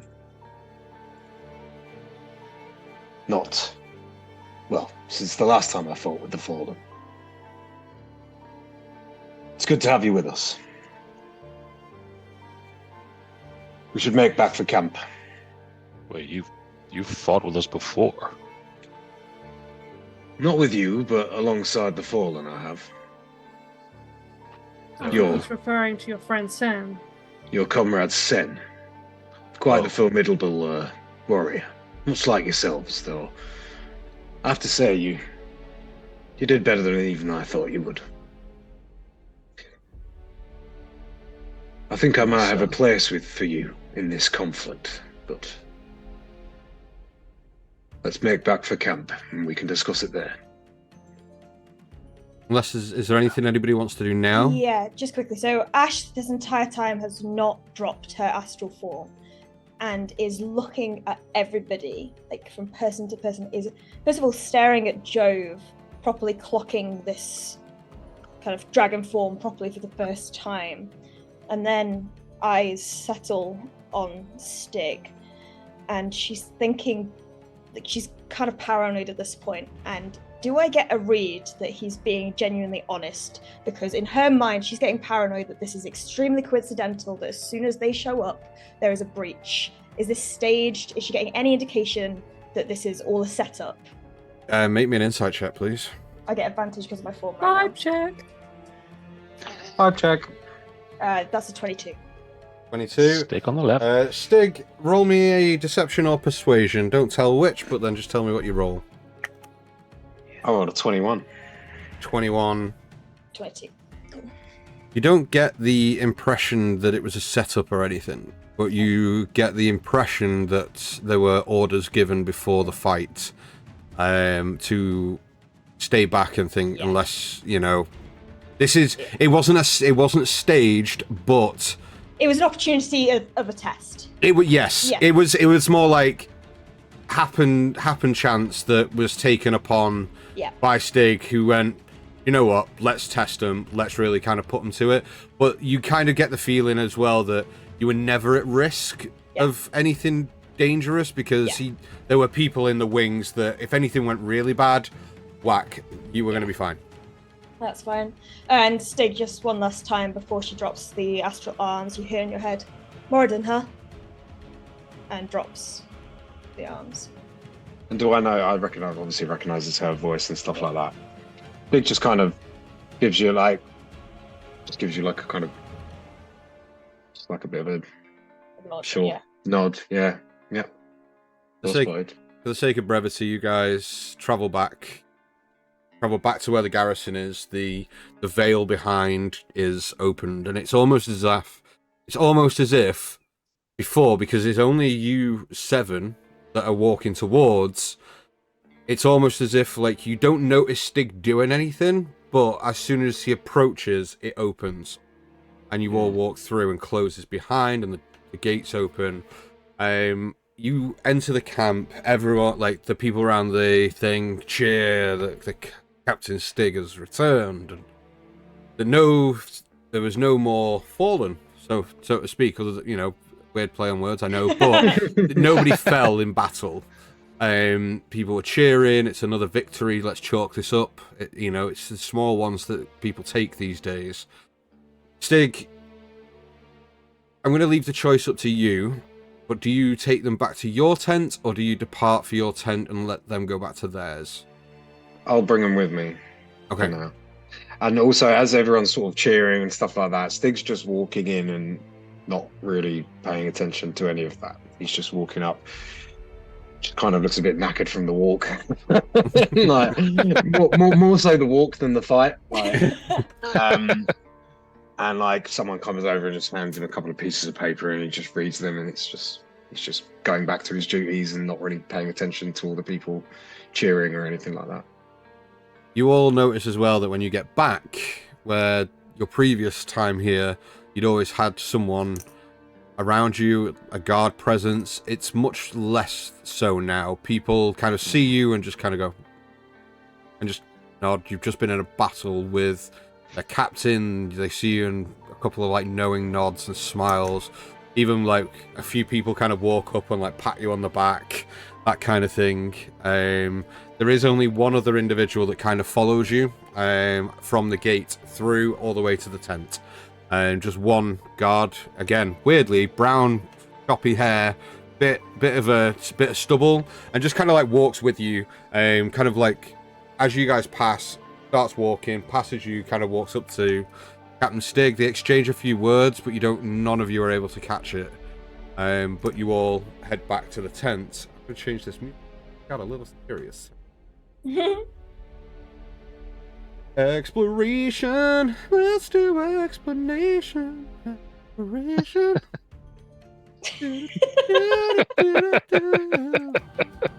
Been a while since we've heard It's been a while. Let's do that one. DM vamping. I like that one. The elevator You music between all- scenes. Let's do different music. You all make it all the way to the large commander's tent. Stig and all the rest of you walk in. What do you want to do? Stig goes to a little kind of small, like metal bowl towards the back of the tent, which is just filled with a small amount of water, and just kind of washes some of the blood. Picks up a small rag and begins to like wipe the blood off his armor and stuff like that. Make yourselves comfortable. There's one chair. Ash is just standing, like arms crossed towards the back of the room.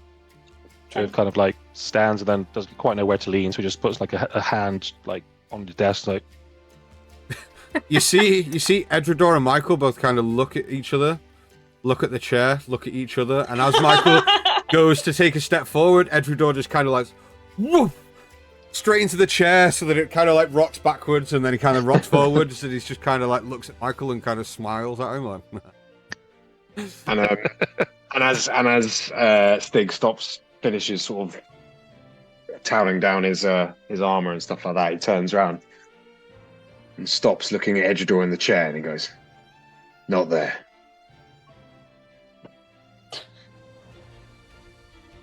And as he sort of waits for him to go, puts his glaive down and sort of settles back into the chair, and it's very much like thrown together, like with some cordage and a few sort of conveniently shaped branches and stuff like that, and a little bit of linen on top, and it creaks a lot when he sits back into it.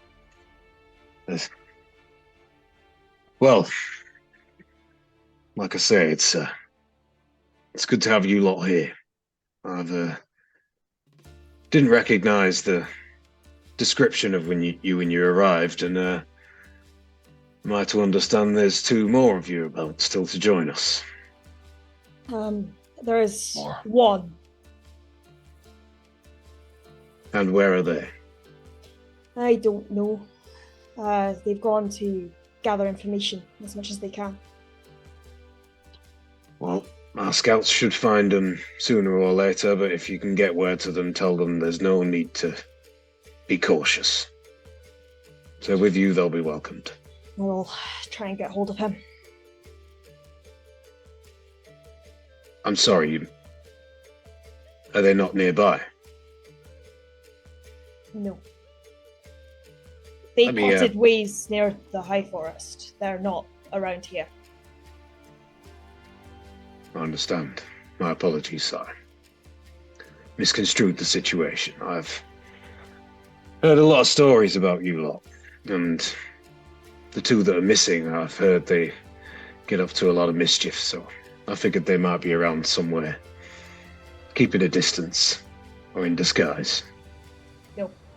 no. Clovis is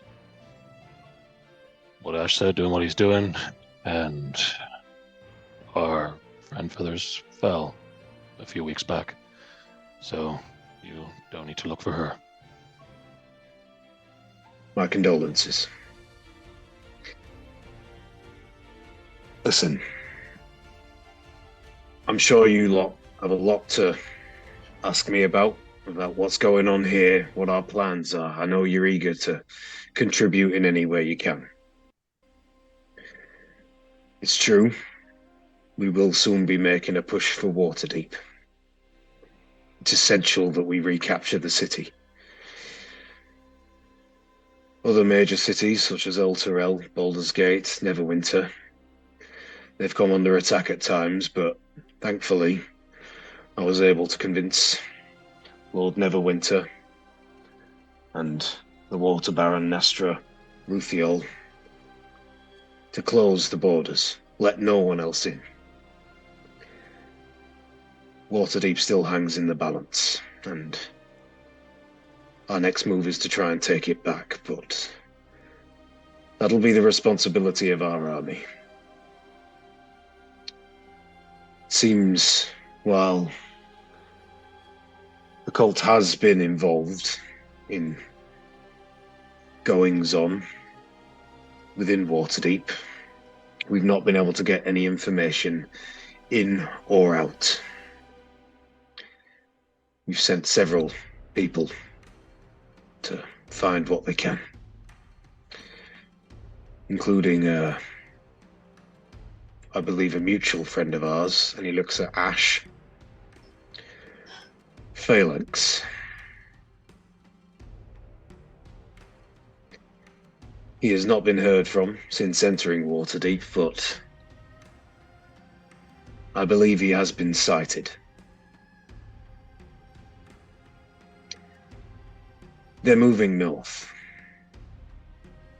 Waterdeep is not their main objective, as we've thought. Many of their forces have been leaving the city, heading up towards Neverwinter, but reports from Neverwinter itself say that no armies or people have arrived, so something is going on between Waterdeep and there. And regrettably, they also seem to be moving prisoners that way. My nephew among them. And he looks again over at Ash.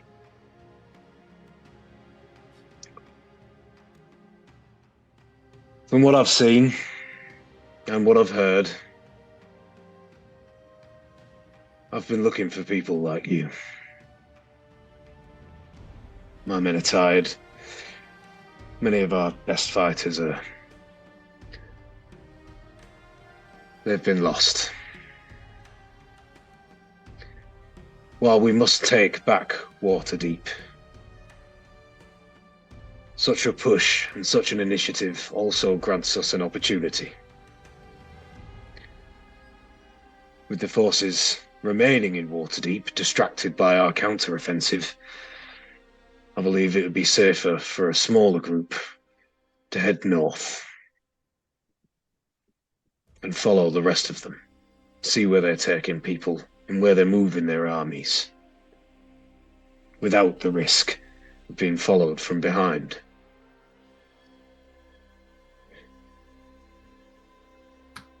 I had a team, reliable men and women, but I find myself needing a new team.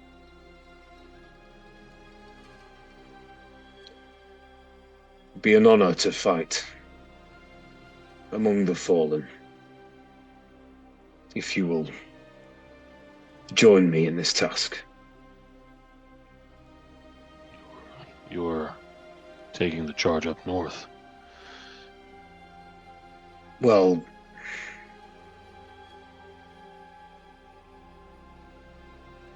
others will lead the army. I have grown weary of command. It was never my intention to lead the free armies of Faerun. And I believe that if we can take back Waterdeep, and from what my scouts tell me, there may be a chance. But at least if we come at them hard enough, it will be enough of a distraction for us to slip north undetected. to move an army through the Deadmire would be too great a risk. You see that Ash is just kind of like nodding along to what you're saying. How far up north do you think they go? Do you have a destination, an idea of where they're setting up whatever it is they're doing? We've witnessed troops and prisoners being transported north. The closest we've been able to follow them is into the Mire of Dead Men, and they do not appear to emerge on the other side. Whatever they're doing, something's going on in there. And whether it be Moradin or my own intuition, I believe whatever they're doing in there might be the key to all this, or at least give us the advantage that we desperately, desperately need.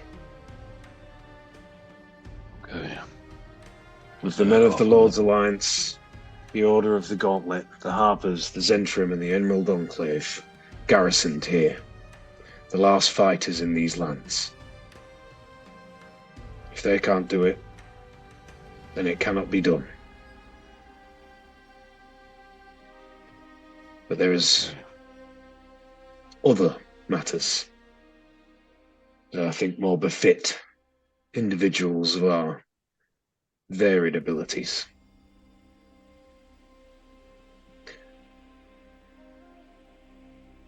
And Alank spoke very highly of you, Ash. I'm sure he'll want you in the rescue party alongside me. I cannot speak for the rest of the Fallen, but I am no soldier. I am no armsman following orders. This is a lot more my speed. The others agree. I fully intend to be there freeing the shackles that seem to be binding Phalanx right now. He was my only friend for a long time.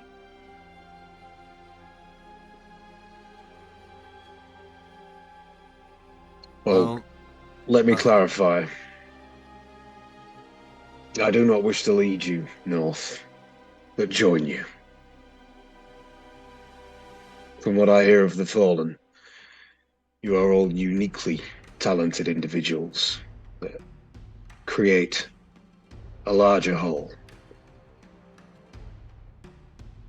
I wish to contribute as much as I can to that. I may not be of Bahamut, but there has always been a great respect between our gods. Moradin and Bahamut, the Old Father and the Platinum Dragon.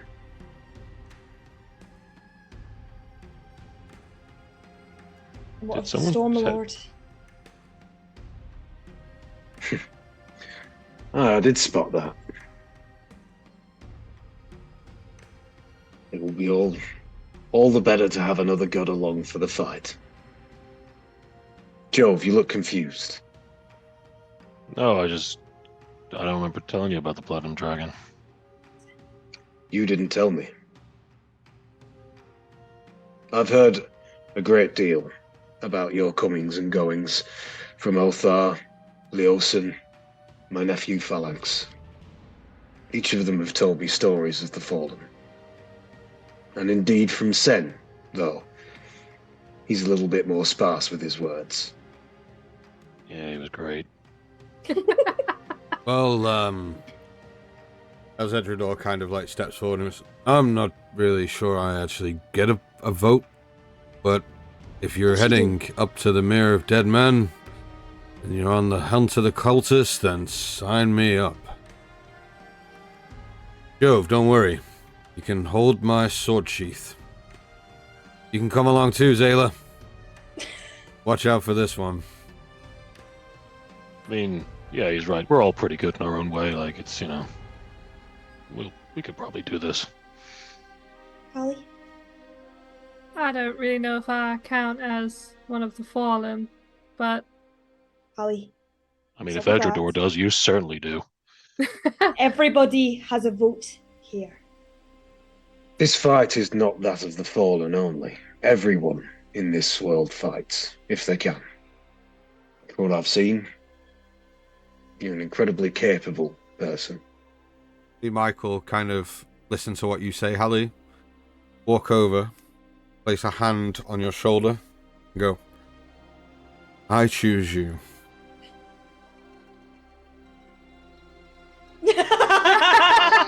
And then go, damn, I really thought that'd work. Thanks. I tried. I wasn't one of the fallen until just recently, and I still can't believe I am. But you're a friend, and I feel much safer knowing that you'll be by my side.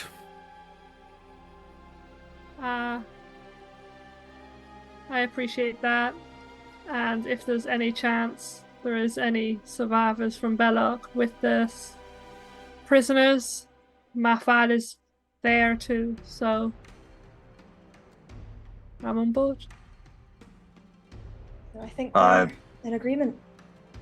I am sorry that your home has fallen. We've lost many places. There's been reports of attacks all over the Sword Coast. Everland, Succumber, Loudwater. And he begins walking over to this map that he was sort of looking over a couple of times when Joe saw him. And begins sort of like putting his heavy finger down on the map. Yata, Neverwinter, but they never got through. El Terrell too has suffered attacks, but have managed to regain control. This land has been pillaged, and many have lost people. I assume all standing here included. It's kind of as you've approached the map, Ash kind of kicks her feet and like moves from away from the side of the tent and is just peering over it with you. And you see, you sense her kind of freeze up when you mention Yata, but kind of relax herself again and just kind of give a stiff nod. So, we will not be alone in this fight. We will coordinate with the army. That is crucial.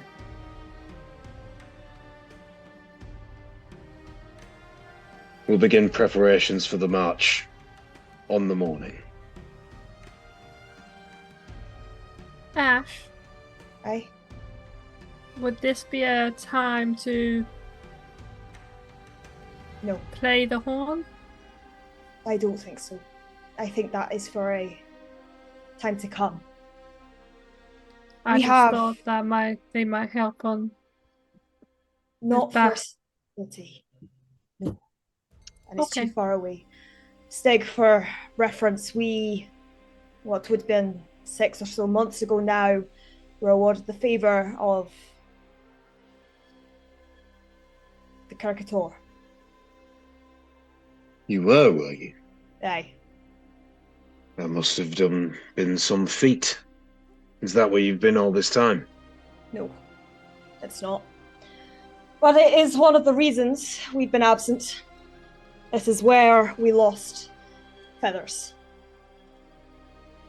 But we have won their approval, and I think for the later fight, it might be worthwhile, but I believe your men capable enough to take the city themselves without the aid for now.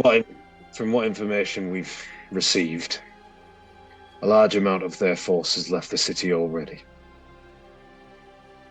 Though we are not able to even catch a glimpse of inside, there are magical practitioners forming a barrier around the city. much like your own. Indeed.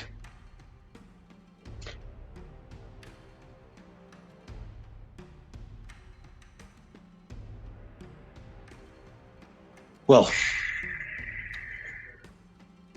forgive me, and you see he's about to sort of finish things, but there's just something sort of itching at him. He's like, I'm a man who likes to have all pieces of the puzzle in a nice straight row, much like all the tents outside here.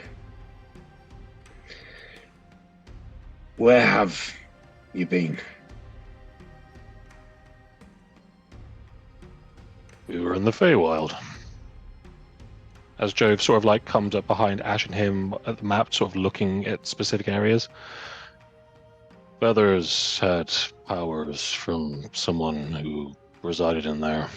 When she fell, it took her soul.